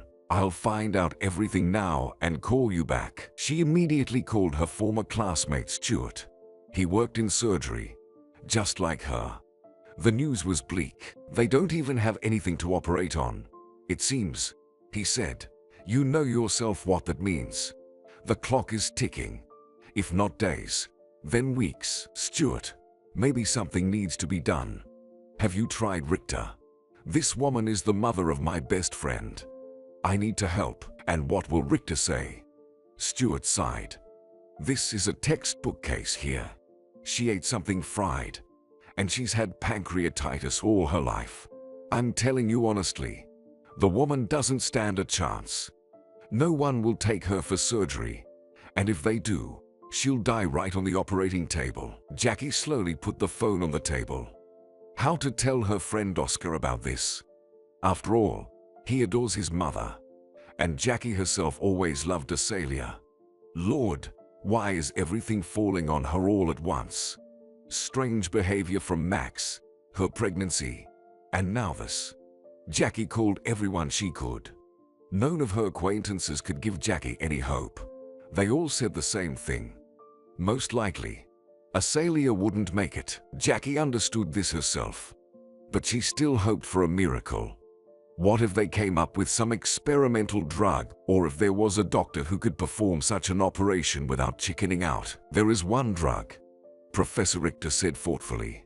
Jackie, you must understand that it won't save her, but it may prolong her life. If you want, I'll call my acquaintance right away. He'll send it over. Remember, the drug is experimental, but at this point, you have nothing to lose. Oh, that would be wonderful. Jackie smiled. You know, I still believe in miracles. Sometimes even the most hopeless patients are pulled through. Ah, Jackie, you're still too young. Richter sighed. Miracles in medicine have a limited scope. But you must understand, this medication is very expensive, the professor said, and the money will be there. The woman promised. Professor Richter called her back half an hour later. Jackie was lucky. The drug could be delivered to their city tomorrow. Richter also provided the account details for transferring the money. Excited, Jackie transferred the funds to the specified account. Yes, it was practically all her savings. She didn't even think to ask Oscar for money. Her thoughts raced. She needed to prepare Oscar for what might happen. And she also had to visit Asalia, probably for the last time. Should she tell him about the medicine that might prolong his mother's life? He was far from medicine. And what if he thought the drug would save his mother, only to face bitter disappointment later? It's the eternal dilemma of any doctor. What's better, to lie or to tell the bitter truth? Jackie still couldn't answer that question for herself. The next day, she got up early to pick up the medicine. She grabbed the bag with 3 vials, thanked the man who delivered them, and went to a cafe. She needed to eat something, or her glucose levels would drop again, and she would harm her daughter. The little one wasn't to blame for her mother's recent troubles. At the cafe, Jackie ordered tea with sugar and a pastry. She didn't have much of an appetite, but she understood she needed to eat to provide nutrients for her baby and ensure she gained weight. Jackie felt sad. Why did Max act like she became a stranger to him as soon as she got pregnant? He used to say he wanted children too. And now he even started to complain to Jackie that she gained weight. Jackie wondered, what if men carried children? They'd probably compete with each other to see who gained more weight during pregnancy. And women are supposed to watch their figures, give their husbands an heir, and still please the eye. Screw that. Maybe she should kick him out and raise her daughter alone. No, the child needed a father. Maybe Victoria was right, and Max would change when he saw his daughter. How could you not love your own child with all your heart? It's part of you, and there's no one closer. No, absolutely not. No divorce. Jackie had to be wise and strong. Despite the early hour, she called her friend. Apparently, he wasn't sleeping, and answered immediately after the first ring. Oscar, hey, how's your mom? They delivered the medicine to me. But please, don't expect a miracle, she said. The man paused. Jackie, I'm not a child. I understand everything, he replied sadly. You were digging around online, weren't you? She sighed. I told you not to do that. There's only nonsense there. The doctor told me the truth right away, Oscar said sadly. What kind of medicine is it? To be honest, it's experimental. But there's a chance to extend Asalia's life. Jackie felt a burning sensation in her eyes. She just didn't want to cry. Why was everything so hard? She had to be there for Oscar. He was there when Jackie's parents died. He held her hand when they buried her mother first, and then her father. And then, when her father was gone, he stayed with her for several weeks because Jackie couldn't sleep alone in the empty apartment. She would repay Oscar this debt, no matter how hard it would be. Oscar, I'll come to your office around 9. Jackie promised. You're the boss now. I'll leave a note for the secretary. I'll meet you, Oscar said. We'll go see her together. You want to see her, right? A tear rolled down Jackie's cheek. Yes. Okay, I'll be there by 9. She sniffed into the receiver. How are you? I'm scared, he replied quietly. Oscar, I'm with you, Jackie whispered. She managed to get home. Max was sleeping, and she decided not to wake him up. Even if she told him about Asalia, nothing would change. He would say she was wasting her time caring about someone else's woman. And Max didn't approve of her spending time with Oscar at all. Jackie wanted to believe it was jealousy. Where there's jealousy, there's love. But she understood with her mind that in Max's case, it was possessive instinct and nothing more. Jackie arrived at Oscar's office. He wasn't there yet, stuck in traffic. The secretary, a young girl who looked about 20, ushered her into a chair and made her some tea. You're Jackie, right? She smiled. How do you know? Did Oscar warn you? Jackie asked. Aha. The girl nodded. Oscar talked about you. Says you're a real surgeon. Yeah, a real one. Jackie smiled. And what does he say about me? Just so you don't think we're, like that. I have a fiancé. The secretary blushed. Oscar's a good boss. I'm lucky. By the way, my name's Vanessa. Well, very nice to meet you. Jackie took a sip of tea. And thank you very much, Vanessa. Oscar arrived 15 minutes later, excited, disheveled, with 3 days of stubble on his cheeks. Let's go. Oscar hugged Jackie. Sorry for bothering you, Oscar. Are you out of your mind? Jackie was surprised. You know how I feel about your mom. Come on. Let's go.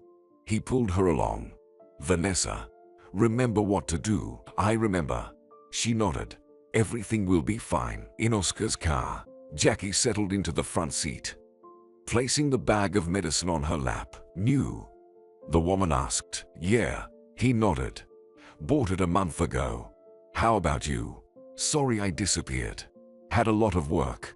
How's the daughter? She's fine. Growing. Jackie caressed her stomach. 4 months left, and this one. Husband. Oscar slightly grimaced. And Jackie didn't miss it. She hadn't even told Oscar about her problems. Why did he have such an attitude towards Max? My husband is working. She replied shortly. What about you? Any personal news? Nothing much. Just broke up with one recently. She thought I should buy her an apartment. Oh, she was beautiful. So why didn't you buy her an apartment if she was beautiful? Jackie smirked. What? Jackie. After a month of dating, Oscar glanced at his friend. At least 6 months should pass. The woman laughed. Oscar still had a sense of humor, and that was good. Your secretary is cute, Jackie said. Vanessa? Yeah, she's nice, Oscar replied. If you're asking if I'm sleeping with her, no, I'm not, Jackie, and I don't plan to. I actually found her by accident. I was heading home from work, saw some jerks hassling this girl. I stepped in, sorted it out, and she was crying. Long story short, I walked her home and got her number. Right. Jackie continued for him. No, she told me she has a sick brother. No job. So, I offered her a job. And Vanessa agreed. Imagine that. Turns out, she's responsible. Her brother has some sort of condition, maybe cerebral palsy or something. And she's holding on to this job for him. She picked up fast. I'm thinking of sending her to courses later. She's a good girl. Oh, you're a benefactor. Jackie laughed. What? She's getting married in a month. Oscar grinned. Doctor, are you jealous or something? Not even in my thoughts. Jackie replied. A scene popped into her head for some reason. The two of them on a bench. He leans in to kiss her lips. She needed to sleep when she got home. All sorts of nonsense was coming to mind. Or was it the hormones acting up because of the pregnancy? At the hospital, Jackie handed the medication to the attending physician. Jackie and Oscar entered the room. Azalia had lost weight. Her skin had a yellowish unhealthy hue. Seeing them, she brightened up. She even tried to sit up but couldn't. She had almost no strength. They talked a bit. Azalia asked about Jackie's pregnancy, even touched her belly for luck. Jackie was amazed. They talked about silly things. About Oscar's new project. What Jackie would name her daughter. The renovation Oscar planned for the recently bought house. It always seemed like the last meeting with someone should be profound. They should say something deep that would change your whole life. But they talked about mundane matters. Always like that. They all lie in those movies and books. As they said goodbye, Azalia asked Oscar to stay a little longer. Jackie went out into the corridor, sat on a bench, placing both hands on her belly. Medicine was a strange thing. Nowhere else were life and death so intertwined. Azalia was dying, but Jackie's daughter was about to be born. As if one life would replace the other. Finally, Oscar came out of the room. Mom's tired. Wants to sleep, he said. What did she want? Jackie asked, leaning on Oscar's arm. "Oh, just small stuff." Oscar looked away. Jackie understood. Azalea had said her goodbyes to her son. "Oscar, let's go," the woman said. "Will you feed me? My daughter wants to eat." That day, she saw Azalea alive for the last time. She passed away 2 days later. Days passed. The family harmony between Jackie and Max was fading. He started disappearing at work, although he wasn't bringing in any money. He would say that they were on the verge of landing big contracts, and that's when they wouldn't have to worry about expenses anymore. Victoria helped as much as she could. She bought things for the baby, even brought a stroller she had taken from a friend who had recently become a grandmother. But even that didn't sit well with Max. "Why is Mom bringing this old stuff? We need something new," he grumbled. "We didn't turn enough for new stuff," Jackie replied. "And, by the way, it's a good stroller. I couldn't afford one like that." The day before giving birth, they had a fight. Jackie didn't even remember what it was about. It seemed like she asked when Max would start contributing to the family budget, and why all the expenses for the baby were falling on Jackie and Max's mother, Victoria. He shouted that Jackie was just like all women, that all she wanted from him was money. And then Max left, slamming the door, telling his wife not to expect him back anytime soon. He needed to think. He would be spending the upcoming Christmas without her. At that moment, Jackie suddenly realized that she was starting to hate the holiday. An hour after he left, Jackie felt the contractions starting. She sat on the kitchen floor with a clock in her hands, counting the time. And then she realized the contractions weren't just practice ones. She was about to give birth, and she would give birth several days before the expected due date. Stress must have taken its toll. Jackie called Max, but her husband didn't pick up the phone. The woman already knew where she would give birth. She had arranged everything with the doctor, chosen the department, the best maternity hospital, excellent doctors. But that maternity hospital was on the other side of town.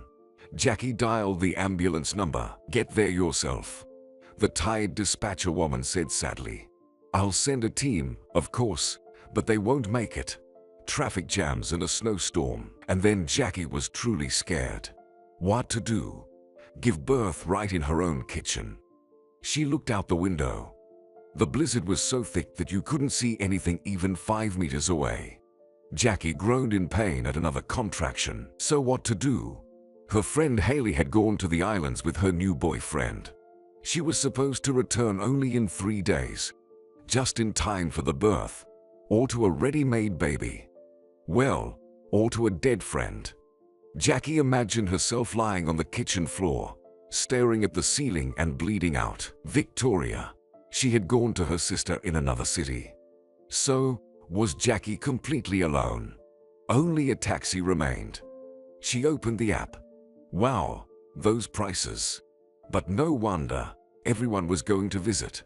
Everyone had a family celebration. Everyone had someone who loved and waited for them. And Jackie was completely alone. She was about to give birth to her daughter right on her own kitchen floor in solitude. And she would even have to cut the umbilical cord with a kitchen knife. Yes, what a great start to her daughter's life. Oscar. And why did this life-saving thought come to her so late? With trembling hands, she dialed his number. "Jackie. Hey, I was just about to call you," the man exclaimed joyfully. "Really?" She whimpered. "Just a second. What's wrong with your voice?" "Jackie, are you okay?" "Not entirely, Oscar. I have a problem, and I don't know what to do." What happened next? She remembered vaguely. She paced around the kitchen and groaned with each contraction. Then, it seemed, Oscar arrived, grabbed her bag, already prepared for the maternity hospital, and dragged his friend into his car. Jackie felt darkness closing in from the pain. Why hadn't anyone told her it would hurt this much? Or that things might not go as planned?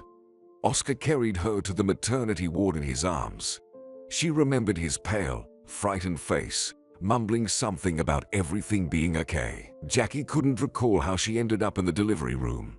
She no longer understood anything. It felt like her body was being torn apart, and she feared she might die. All she cared about was that her daughter would be okay. She seemed to demand that they save Renee, not her. And the doctor just scolded her in response. "We'll save them both, colleague. Don't panic. Don't scare the father. He's already in shock." And Jackie allowed herself to scream. She simply couldn't endure this pain silently. She lost consciousness a couple of times, and then everything abruptly ended. What was the crying? What was it? Her daughter. Her Renee. They placed Renee on Jackie's stomach. She touched her with her fingers, unable to believe this was her child. "Jackie, you're a heroine," Oscar whispered in her ear. I didn't think it would be like this." "Thank you," Jackie whispered back. She still not fully understanding what was happening. Was she a mother now? For real? Then Jackie slept for a long time in the ward. Renee was with her, dozing nearby. Jackie would wake up and look at her. What a funny little nose and eyes she had. Observing her daughter, Jackie would drift back into troubled sleep. In the morning, the doctor told her there had been complications. Narrow pelvis, large baby. Renee was almost a kilogram heavier than expected. "We should have gone for a C-section. But what can we do?" The doctor explained. "Your partner did great. I've always been in favor of partner births. Usually, it's the men who get scared. But yours stood his ground. He even passed out a couple of times." "He's not my partner," Jackie objected. "He's a childhood friend." The doctor looked at her strangely. "Really? Well, he was pretty nervous." Then Oscar came to her. Jackie was feeling fine by then, surprisingly bouncing back quickly after a difficult birth. Oscar brought her oranges and chocolate. "How did you end up there?" she asked. "I didn't expect it. They asked me right away if we were having a partner birth. Told me to change into scrubs and go, so I changed and went." "And you went?" Jackie chuckled. "You could have just said you were dropping me off." "Jackie, I was afraid to leave you," Oscar said, taking her hand. "But they taught me how to massage your back. It seemed to help you." "Oh my God.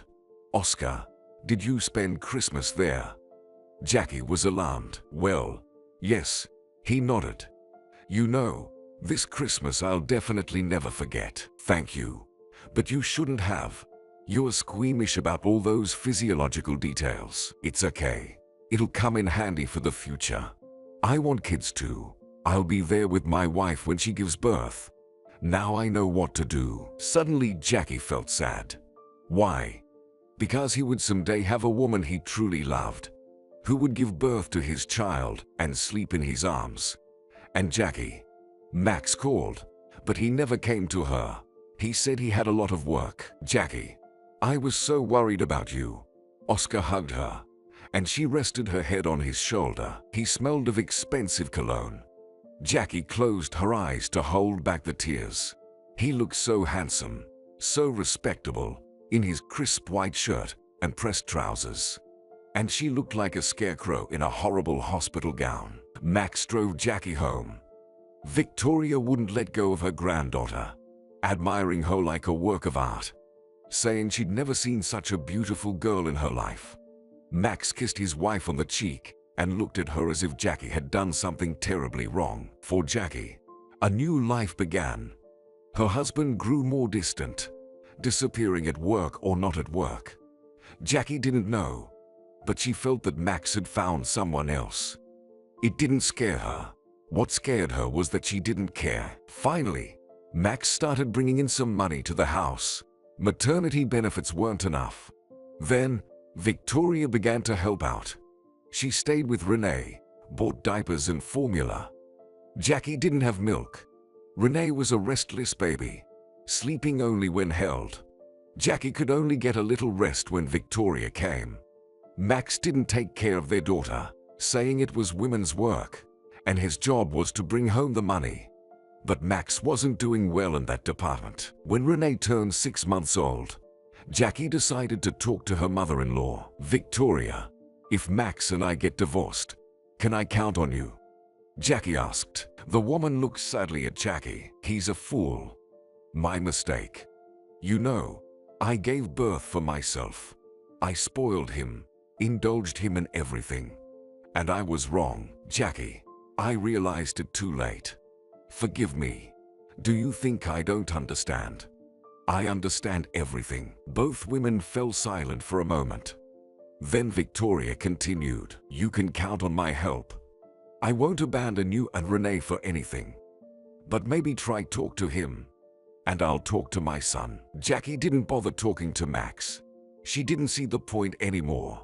But Victoria did say something to him. Because the next day, before leaving for work, Max angrily said, So you complain to my mother? Ha! I'm a bad guy. Ha! Well, go ahead. Find another man if I'm so bad. In Jackie's heart, there was emptiness for some reason. And where did all the tears go? Were they really gone? One day, Victoria fell ill. Renee turned 8 months old, and she still demanded all of Jackie's attention. Victoria lay at home with a fever, and Jackie felt like she was losing her mind. She couldn't even take a shower. Max had no intention of helping his wife. He left for work early in the morning, returned past midnight, and went straight to bed. They slept separately now. Max on the living room couch, Jackie in the bedroom. The baby disrupted his sleep. On the third day, Jackie realized she was on the verge of a breakdown. She walked around the apartment with her daughter in her arms. Renee cried incessantly. Jackie cried too and couldn't calm down. Suddenly, the doorbell rang. Wiping away her tears with the edge of her shirt. She wasn't expecting anyone. It was Oscar at the door. He looked at his friend strangely. What's wrong with you? He asked instead of a greeting. Nothing, she muttered. Just tired. And where's Victoria? She's sick. Has a high fever. Some virus. Jackie hugged her daughter close. You know, I feel like I failed, Oscar. And Jackie burst into tears. Sensing her mother's state, Renee began to cry too. Perplexed, Oscar looked at the scene for a couple of seconds. Then he gently took Renee by the hand. She fell silent, seemingly surprised, and stared at Oscar with her round dark eyes. Jackie, this isn't right. Oscar began rocking Renee. Maybe you should hire a nanny. Oscar, you don't understand. The woman sobbed. Everyone else manages, but not me. Max says all his friends' wives raise their children calmly without asking for help. And here I am, without Victoria. And I just can't do it anymore.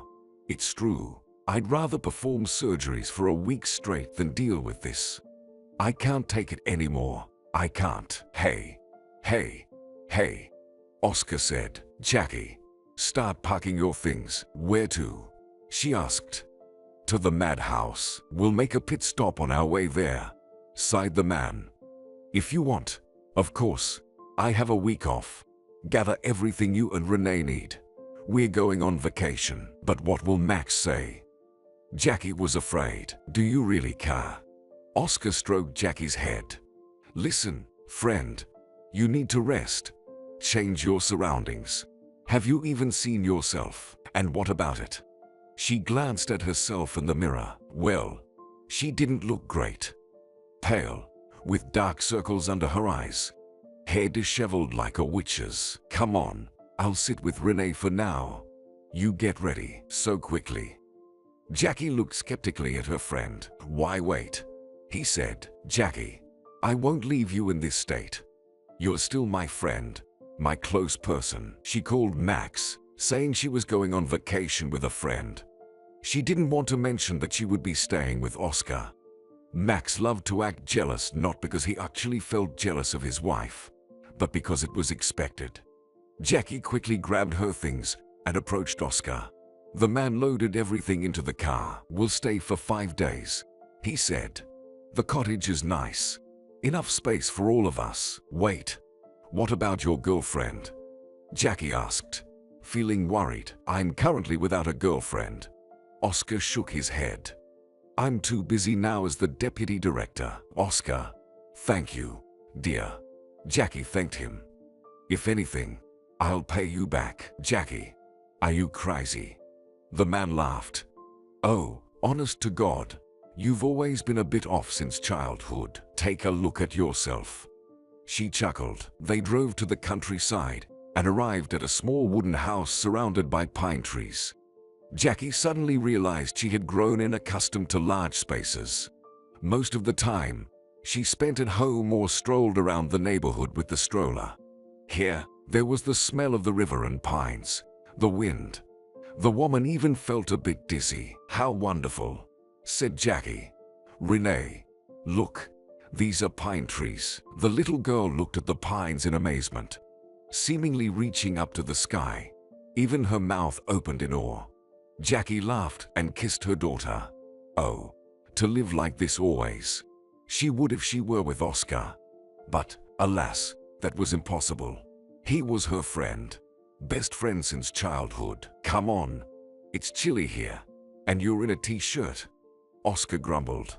Change into something warmer and take a shower. Everything should be there. Am I dirty? Jackie asked. Well, just go take a shower. Freshen up. Oscar said. I'll stay with Renee. Don't worry. Jackie gave Oscar a brief lecture on how to prepare the formula. She knew Oscar would do everything right, and she wasn't afraid to leave Renee with him. He treated her tenderly. After all, he was there at the moment of her daughter's birth. He was the second person to hold Renee. Perhaps Oscar would be a good father to her, unlike Max. Jackie spent almost an hour in the shower. She just didn't want to get out. She had the time, and the time belonged only to her. She slowly lathered her hair with fragrant shampoo, then applied a hair mask. It seemed that since Renee came into the world, Jackie hadn't taken care of herself. Then Jackie just sat on the shower floor under the water, hugging her knees. She didn't think about anything, just felt the water running over her skin, and how pleasant the hair mask smelled. How gradually the accumulated inhuman fatigue and resentment were washed away. There was a hairdryer in the bathroom. Jackie dried her hair in front of the mirror. Horrible. How long they had grown. Almost to the middle of her back. The woman suddenly noticed a few gray hairs. So soon, Jackie put on a long white t-shirt and shorts. She left her hair down. Oscar was lying on the couch in the room, his hands under his head. Next to him was a crib where Renee was napping. Wow, what service. Jackie laughed. They gave you a crib? Yeah. I asked for one for her, Oscar replied. Oscar looked at Jackie and raised an eyebrow. Well, you're just a mermaid, he remarked. Yeah, there's no time to even get a haircut. Jackie flopped down next to him. Everyone says being a surgeon is a tough job. But no, being a mom is 3 times harder. Oscar, it would be easier if your husband were normal, he said. Listen, I don't want to talk about that. Jackie lay on her back next to Oscar and stared at the ceiling. How peaceful it was here. And Renee was sleeping. Jackie enjoyed the silence. If only this moment could last forever. Her daughter nearby. Oscar too. Get a divorce, Oscar said quietly. Jackie, you can't go on like this. Listen, rich boy, don't give me advice. She glanced at him and stuck out her tongue. It's easy for you to say.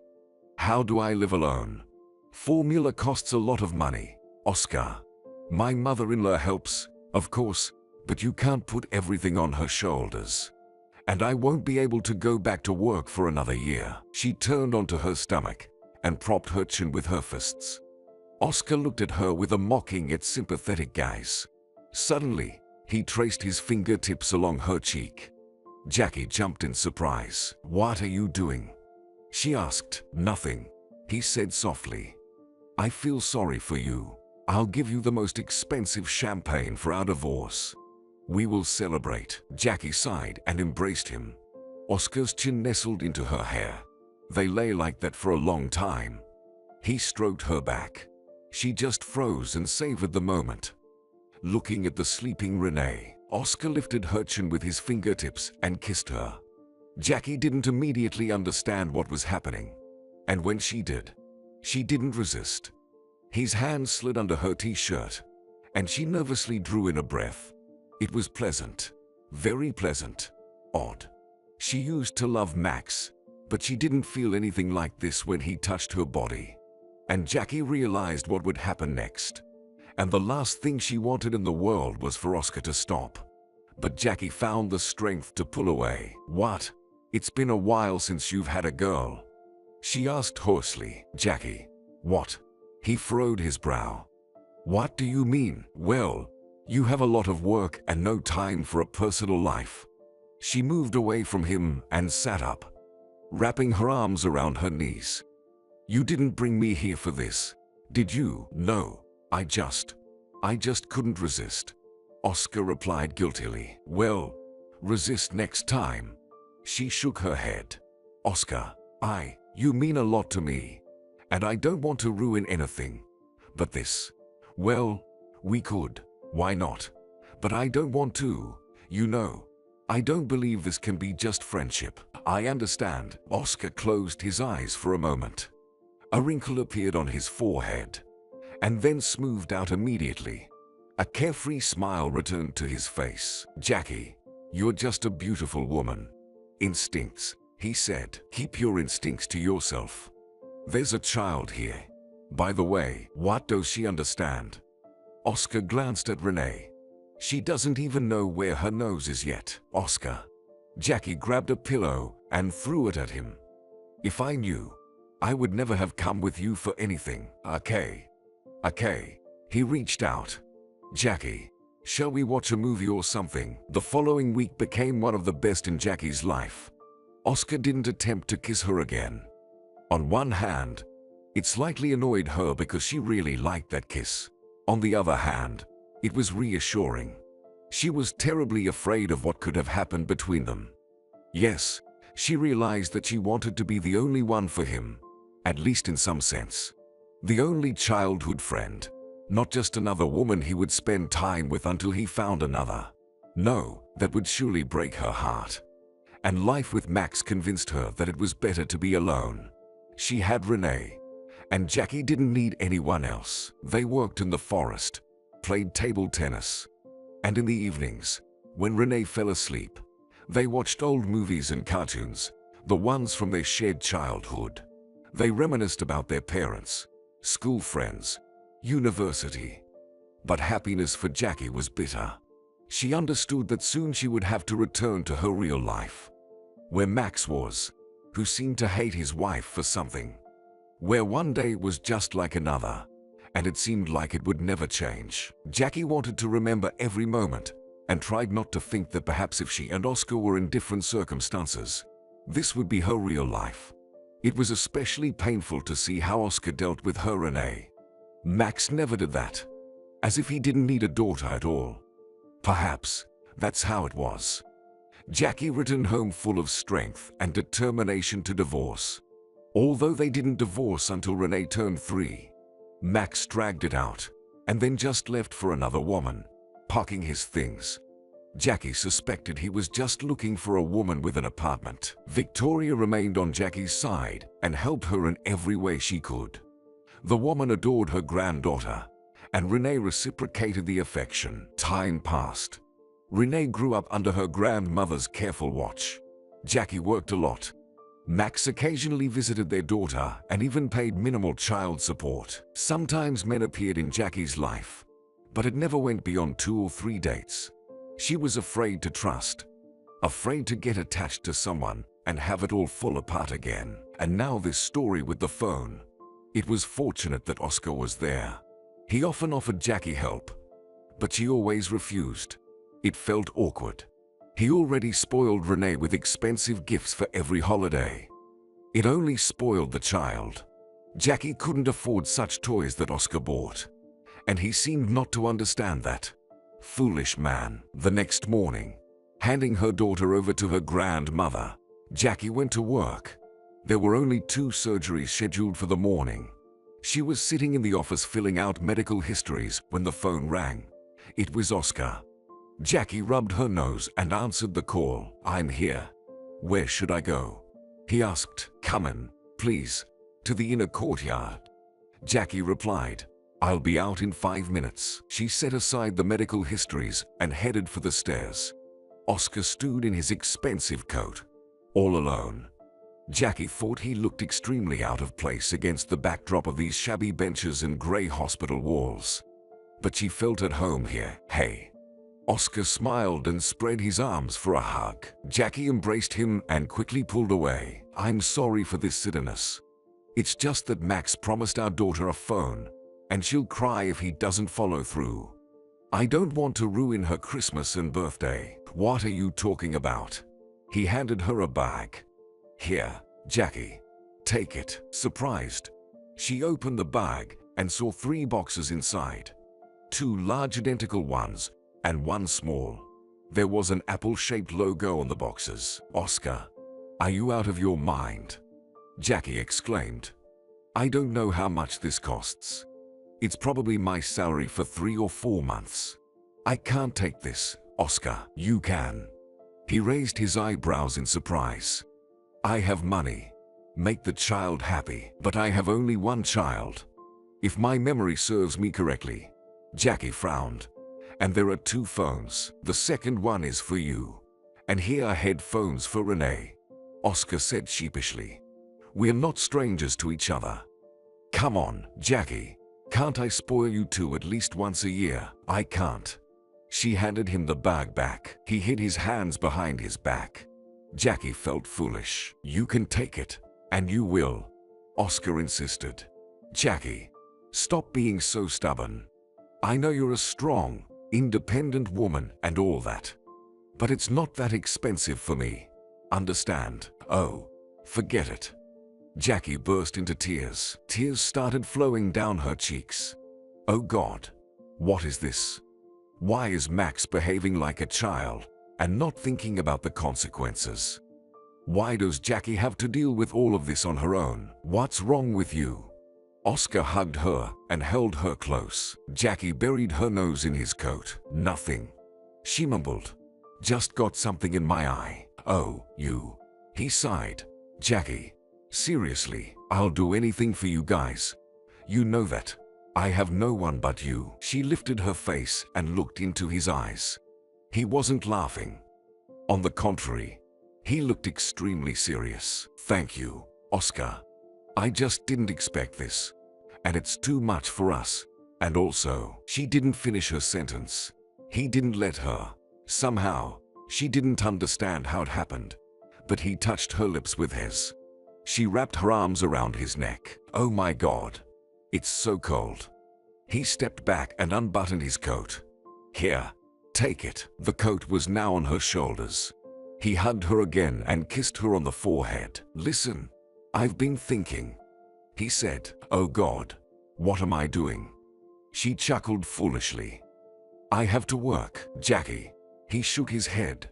What kind of person are you? Take it. She pulled off the coat and handed it back to him. I'm going.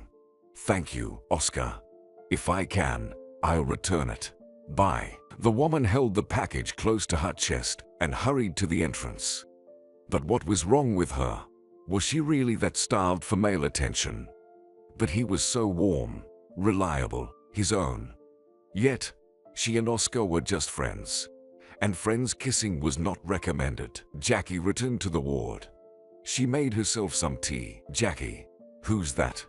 Rose, the senior nurse, popped into the office. Quite an interesting man. Yours? No, not mine. Jackie wrinkled her nose. I saw it all. Rose settled into a chair. Come on. Why are you so shy? He's a childhood friend, Jackie said. He brought a gift for my daughter. This one. Rose nodded at the package with the logo. Quite a gift. Jackie, tell me everything. Is it serious between you two? Jackie suddenly felt like crying. No, Rose, I'm telling you, he's just a friend. He has a fiancée. I think. Jackie opened another medical history. Sorry, I have to work. She put the phone under the Christmas tree for her daughter. She told her it was from her dad. She felt a little ashamed in front of Oscar, but let her daughter think she had a great father. They say it's good for a child's psyche. Present day, Jackie was woken up by a phone call in the morning. Jackie, I arranged it. You'll be allowed to see Oscar. Not for long, though. About 20 minutes. Talk to him. Maybe he has some thoughts. It was Haley. When and where? Jackie sat up in bed. Be at the prison by 10. A man named Adam will come out. They've been briefed about you. He'll take you where you need to go, said Haley. And think about what to ask. I think Oscar is doing very poorly there. Not used to this. Jackie glanced at the clock. Almost 8. Thanks, Haley. I owe you, she said sincerely. Oh, it's nothing. I'll just spend some time fixing a couple of faces for free. That's all. Haley laughed. That's the perk of my profession. Lots of connections, and everyone wants me. In a way, yeah, I got it. Jackie smiled. But still, thank you. She woke up Renee. Told her she was going to see Oscar in prison. Can I come with you? Renee asked. No, dear, you'll stay home. Jackie replied. Will Grandma come? We wanted to decorate the Christmas tree. Jackie felt ashamed in front of her daughter. She was unlucky to be born to a surgeon mother, who always seemed to be short on time. Dear, she'll come, she promised. I just don't know what time. Renee nodded. Jackie stroked her sleepy daughter's head. It's amazing how much mutual love they had with Victoria. What do they say? A special bond. Or maybe it's because Renee is so much like Max. Jackie quickly showered, had a couple of cups of coffee, and headed to the prison. She felt like her nerves were literally shaking. She hoped she wouldn't burst into tears in front of him. He needed support, not her tears. But it's okay. Jackie will handle it. For some reason, the detention center was located in the city center. She stood at the door and prepared to wait. It was uncomfortable. The walls seemed to be about 5 meters high, and there was barbed wire on top. Next to the entrance were gates for cars, presumably used to bring in prisoners. They probably brought Oscar through them not too long ago. What was he feeling at that moment? He was used to a different life, to expensive clothes, to comfort, to being respected and valued. Jackie realized she was close to tears, but she had to hold it together. Right now, he had no one else to rely on. Just her. Jackie. Someone touched her shoulder. She turned around and saw a young guy in uniform, about 20 years old. What was he doing here? Yes, it's me. Jackie nodded. I'm Adam. The guy introduced himself. I was told to escort you. Let's go. They're already waiting for us. They walked through endless doors, each of which was opened with a huge metal key. What scared Jackie the most was the sound these doors made when they closed. Doors, corridors, more doors, stairs. Jackie began to feel like she was being led into a labyrinth with no way out. And the smell. It didn't smell like this anywhere else. Stale, unpleasant odor, bad food, unwashed bodies, and human misery. Finally, Adam led her to a room with a sign that said visiting room. Jackie realized they were probably in the local infirmary. Come on, Adam said. I'll wait for you here. You have half an hour, just like that. Jackie was surprised. She imagined that she and Oscar would talk on the phone, separated by thick glass, like they show in movies. Yes, just like that. Adam smiled. Go on. Don't waste time. Your husband is already waiting. Jackie wanted to say that he wasn't her husband, but she changed her mind. Let it be like that. Maybe it will give them more time. She opened the door and entered the visiting room. Oscar was sitting on a bench, thinner, with stubble on his cheeks. He looked up at Jackie. I don't know how you managed this, but I'm amazed. Haley helped me, Jackie said hesitantly, sitting down next to him. Haley is amazing. He lowered his head. Jackie, what am I facing? About 15 years, right? Yes, that's what they say. She decided not to lie. But you have a good lawyer, and maybe they'll give me 10. He smirked grimly. Jackie, do you believe me? That I'm innocent? Of course. I believe you. She gently touched his hand. I know you're even afraid of the sight of blood. Oscar, tell me what happened.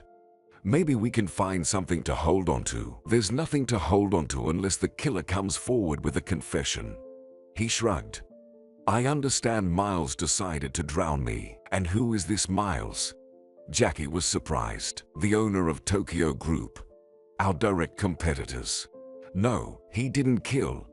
But he might have paid someone so that they would put me away. And maybe he did kill. Jackie squeezed his hands. It's possible, isn't it? No, unlikely. The man stretched out his long legs and leaned back against the wall, crossing his arms behind his head, and said thoughtfully, he wouldn't kill anyone, but he would definitely take advantage of the situation. Do you have any enemies at all? Jackie asked. Oscar, please try to remember. Enemies? Just you. He glanced at her. You were such a bully. Always nagging and scolding me. You're kidding, exclaimed the woman. Let's be serious. Your life depends on it. Oh, come on, Jackie. What can you do? He rubbed his face with his hand. I have a lawyer. He says it's better to plead guilty. But I don't even know what to write. I didn't kill her. Tell me, Jackie demanded. What happened? Tell me everything. Oh God, I've already told this story 100 times. Do you think it's pleasant for me to remember? Okay, listen. Things hadn't been going well with Zoe for a long time. At least a year and a half. At first, everything was fine. Love, shared plans, butterflies in the stomach.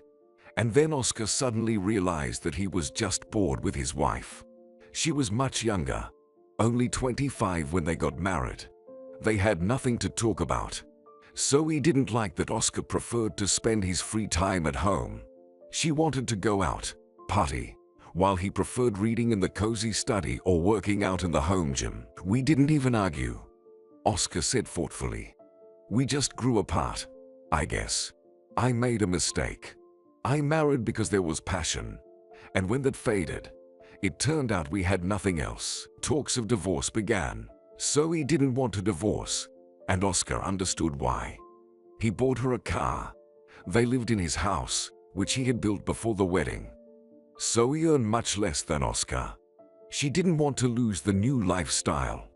Discussions of divorce always ended in a heated argument, and Oscar decided it was easier to live like this.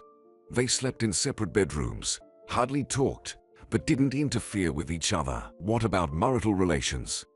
Jackie asked timidly. And how does that matter? Oscar asked quietly. They almost disappeared for us too. That's how it was. I even knew she was cheating on me. Come on, really? Jackie was surprised. Of course, she was cheating. And in the most banal way. With the gardener, can you imagine? She hired the guy herself. You know, like from those movies. But I didn't care anymore.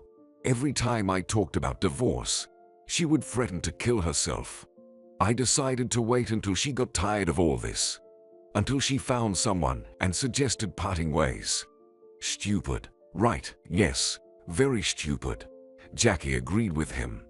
You would have waited 10 years, if not more, right?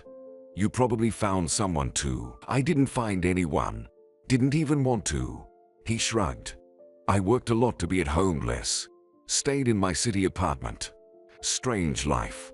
And that evening I found out she was stealing money from my account. And it drove me crazy. She could take as much as she wanted. Just not from the funds I used for business development. Anyway, we talked. She yelled, but she calmed down. She reminded me of Audrey. Can you believe it? Wait, which Audrey? Jackie was astonished. I don't know about her. Oh, I haven't told you about that, said Oscar. It was a nasty story. In short, I had this girl, met her at the gym, went on a couple of dates with her and realized she wasn't for me. Shez was strange. She started stalking me, sending letters to my email, including my work email, with some horrible, crazy words. Like, the stars told her we were made for each other. She even had a vision that the savior of the world would be born from us. Well, that's schizophrenia. Jackie shuddered. Yeah, probably, nodded Oscar. Anyway, she even called me when I got married to Zoe. Spewing nonsense. I ended up changing my number. You should have reported her to the police, suggested Jackie. Well, what's the point? What would they do? I just figured she'd get tired of it sooner or later. Oscar shook his head. She even showed up one evening, demanded that I talk to her. I refused and called security. So, what happened next? Sighed Jackie. Well, nothing much. That evening, Zoe said that I was sleeping with this Audrey. And basically, I'm a jerk who suffocates her. But I told her we'd divorce, and she could breathe all she wanted. Then she told me she was pregnant. It was a complete nightmare. Pregnant? Jackie was taken aback. No, of course not. She lied, said Oscar. The tests showed there was no pregnancy. Maybe she wanted me to stay with her. I don't know. For money. Oscar, this is all too strange, said Jackie. What do you think? I don't know what to think. His voice was emotionless. I don't think anything anymore, just waiting to see what happens next. But I didn't kill her. I don't know who could have. A lover? Jackie suggested. Why bother? Oscar was surprised. It's too strange. I even thought maybe she killed herself. But it's stupid. Very stupid. Okay, we need to figure this out. Hire a private detective and the best lawyer. Jackie started listing. And what else? What else? Maybe the maid could be guilty. But her car arrived later than the time of the murder, as the examination showed. And what motive would the maid have? She only worked for us for 2 months. Hardly spoke to Zoe. All right, I'll talk to her, promised Jackie. And what?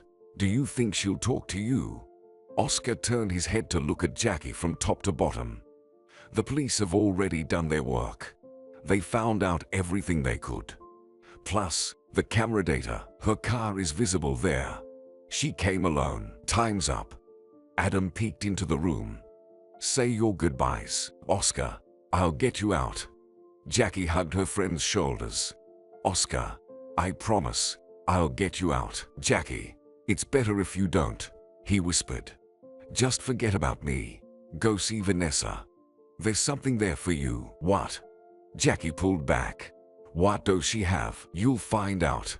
Oscar kissed Jackie on the forehead. Jackie, goodbye. The next step was a long journey through the gray corridors and iron doors. Stairs, dim lights, an uncomfortable cold clang. Jackie flinched every time another door closed behind her. This wasn't the place for Oscar. He's not a killer. Arriving home, Jackie called Haley. She was at work. So, what's up, girlfriend? Haley asked.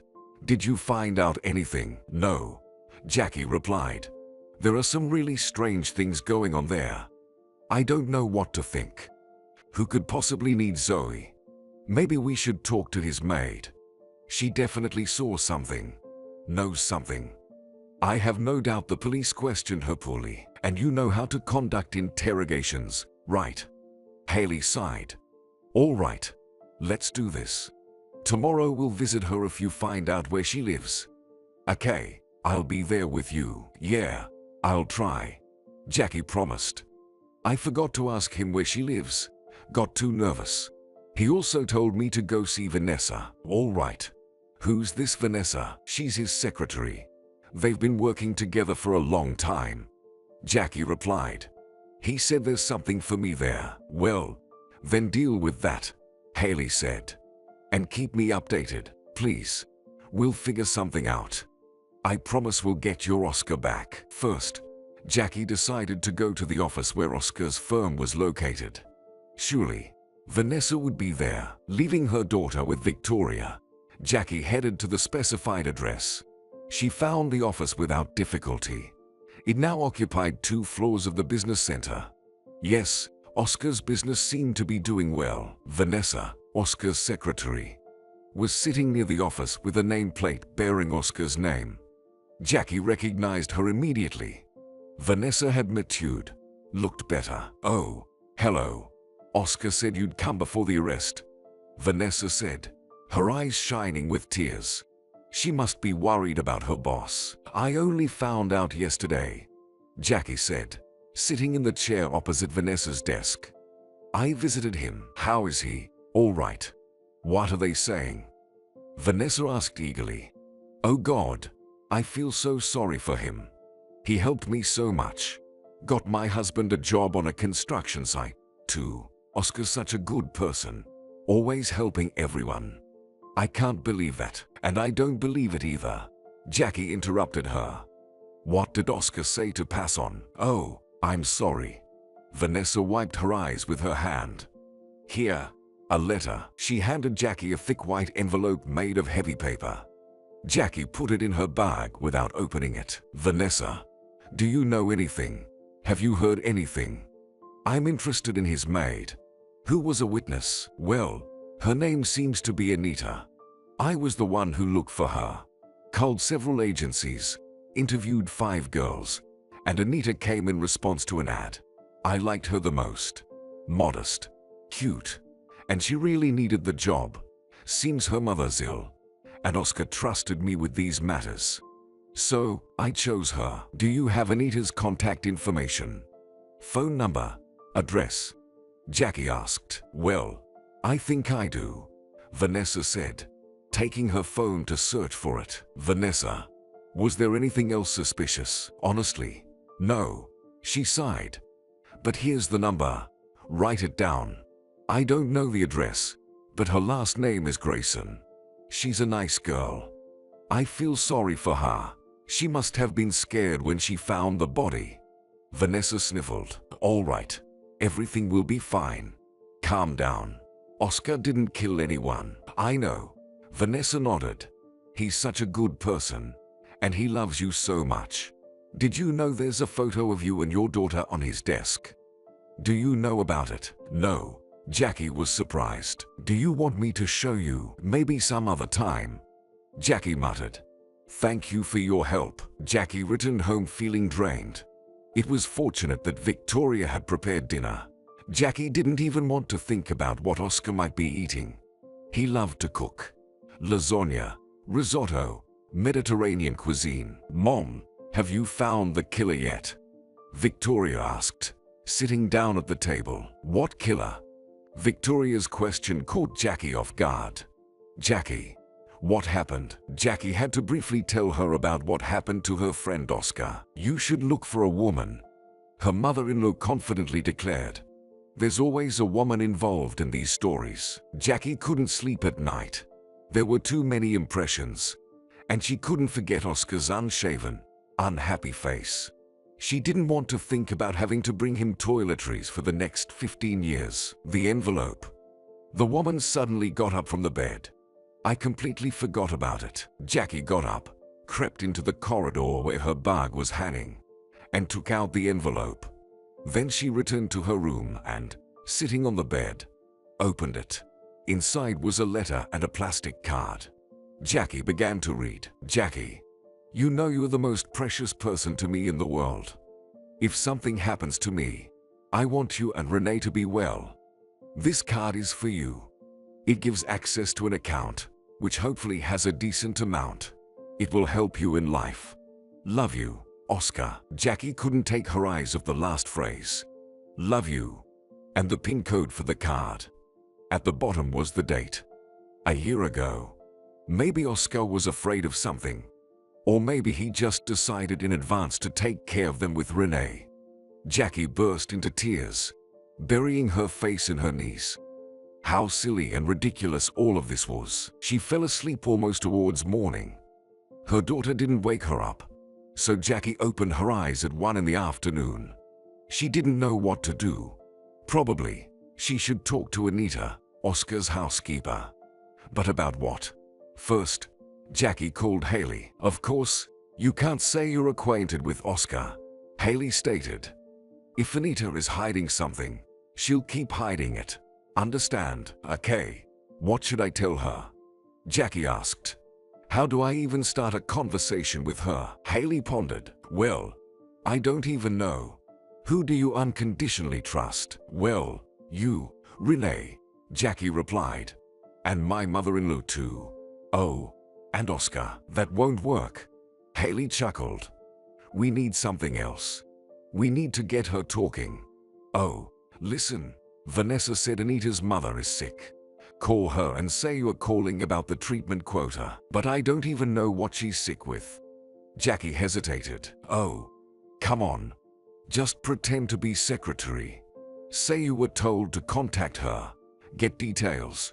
We'll figure something out from there. Haley, who's going to believe me? Jackie frowned.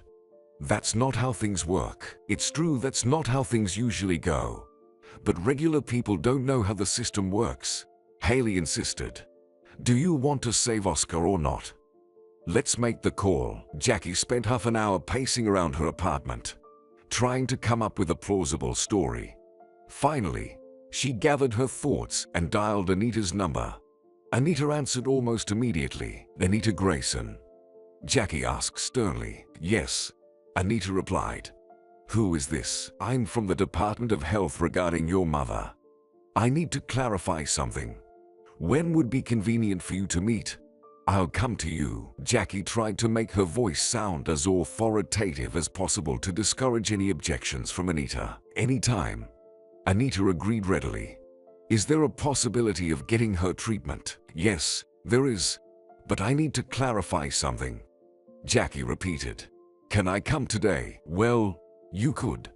I'm at home. Anita replied timidly. All right. Give me the address. Jackie demanded. Don't you have it? Anita asked. I do. But I need to confirm it. Jackie said. Anita decided not to argue and gave Jackie the address. Hanging up the phone, Jackie couldn't believe how smoothly it had gone. Now, she just needed to figure out what to do next. After saying goodbye to Renee, Jackie called a taxi.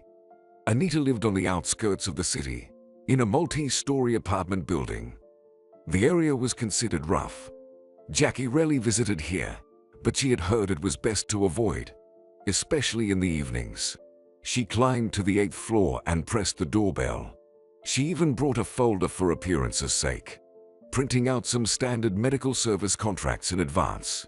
Yes, she was deceiving Anita, but she must really want to help her mother. Jackie felt uncomfortable about it, but she had no choice. The door opened. Jackie saw the apartment's owner, a young woman around 25 with long curly hair tied up in a messy bun, dressed in a worn-out tracksuit. Hello, I'm here about your mother, Jackie said. May I come in? Yes, of course. Anita stepped aside. Come in. We can go to the kitchen. Jackie was struck by the kitchen. She hadn't seen such a mess in a long time. Dirty dishes in the sink, empty beer bottles on the floor, stains on the walls. Jackie felt disgusted. But what could she do if Anita was forced to care for her sick mother? Perhaps she simply didn't have time to clean. Although there wasn't the characteristic smell of a bedridden patient in the apartment. The guest cautiously sat down on an old chair. Anita slumped into one opposite. Mom's in treatment right now. Anita smiled. I'm taking a break. It's expensive, of course, but otherwise, I'll go crazy. So, what's wrong with her? Jackie blurted out. Anita looked surprised. Don't you know? Schizophrenia with exacerbations. It's been 5 years. Nothing helps. Sometimes she seems to get better, and then there's another exacerbation. Sometimes she thinks aliens are following her. Sometimes voices tell her to do something. It's awful. Yes, it must be hard for you. Jackie sympathized sincerely. There's a treatment quota. But before deciding anything, Anita, I need to talk to you. You understand? It depends on many factors. Yes, I understand. Of course. Anita lowered her gaze. Are there any methods? There are some, Jackie admitted honestly, but no guarantees. All right. Tell me about your mother. What symptoms does she have, and where has she been treated? Anita began her story. Nothing unusual. Her mother gave birth to her late, At the age of 40, when Anita turned 15, the first oddities in her behavior began. She wrote something in thick notebooks and hid them from her daughter, disappeared for whole days, wandered aimlessly around the city, bothering the neighbors. The diagnosis was quickly made. Schizophrenia. Did they send you to an orphanage? Jackie asked. No. My sister took care of me. Anita replied. She's 8 years older, so everything was arranged properly. I have an important question. Jackie looked Anita in the eyes. Have any other relatives of yours had something similar? Anita shook her head too quickly. No, nothing like that. Anita, let's not lie. Jackie said. Well, my sister, she had some problems. She was being treated for depression. And also, well, it doesn't matter. It does matter. I'm sorry for prying into your personal life, but I need to know everything. It affects the prognosis, and therefore the prospects for treating your mother. Jackie leaned forward. This will stay between us. You don't have to worry, Anita. Well, my sister, she had something like a love dependency, and a man treated her very badly. Very. Anita clenched her fists. And then she was very ill. She tried to kill herself several times. But it's not schizophrenia. It's just, well, it happened. How did it happen? Jackie asked. That man had a wife, and she treated my sister terribly. She just wanted to call and talk to that man. And that woman said horrible things to her. Anita seemed to be getting furious. Jerk. Well, you've got yourself a wealthy man. Why do that? I don't understand. My sister barely survived it and jumped out of the window. She had a pelvic fracture. You know, they barely got her out. My poor Audrey. Jackie was taken aback. Audrey? Yes, her name's Audrey. And that woman Zoe. She's a horrible person. Horrible. I don't understand why she couldn't let go of her husband. She didn't need him. She slept with anyone, but didn't want a divorce, of course, because he was rich. I hate her. She deserved her death. All right. Let's get back to your mother, Jackie requested, trying not to reveal her agitation. Do you have any medical records? I'd like to take pictures of them. After 40 minutes, she stepped out onto the street. First, she needed to call Michael, her friend from university days. He worked at one of the best clinics specializing in psychiatric disorders. Surely, he could help her mother Anita and poor Audrey. Jackie also had a recording of her conversation with Anita, which she planned to show to Oscar's lawyer. Oscar was released only after a month. It turned out that Anita killed Zoe. She confessed to it herself. Anita and Audrey's mother were able to get treatment. Jackie was tormented by guilt. She couldn't just leave them without help. On the day Oscar was released, Jackie went to his country house. In the evening, they sat by the fireplace. Oscar seemed to not believe that it was all over. Jackie didn't know what to say to him. And now they were left alone. He sat on the carpet, gazing into the fire. Jackie settled nearby in the armchair, tucking her legs underneath her. Oscar, what was that bank account about? Were you afraid to die? No, he smiled, still not looking away from the flames. Just in case something happened. I couldn't leave you and Renee, could I? Thank you. Jackie reached out and tousled Oscar's hair. He caught her hand, pressing it against his cheek. Jackie froze. It's so stupid, he said softly. When I was in there, I fought a lot. Jackie, what's wrong with me? I tried so many times. Back in the park, when we kissed, I nearly lost my mind. I never thought it would be like that. And then, when we lived with Renee, the three of us, that's my best memory. And when I bought the phone, I gathered courage and planned to tell you everything I think. But you ran away then. When I married Zoe, I kept thinking, why wasn't it you? You were supposed to be my wife. But Zoe, no, I loved her, of course, but then I realized that Zoe wasn't my person. Jackie, it seems like all this time I've only loved you. But you, with Max, then running away from me. He looked Jackie in the eyes. I'm sorry. Maybe I shouldn't say this, but I have no one closer to me. No one I could relate to like you. You know, my mom told me not to let you slip away before she died. And I, apparently, couldn't. There's still time, Oscar. Jackie got up from the chair and sat down next to him. So take a chance. Maybe you'll succeed in something, but I don't guarantee anything. You're a bit too old for me, of course, but I'll try to ignore that. Bully, he whispered.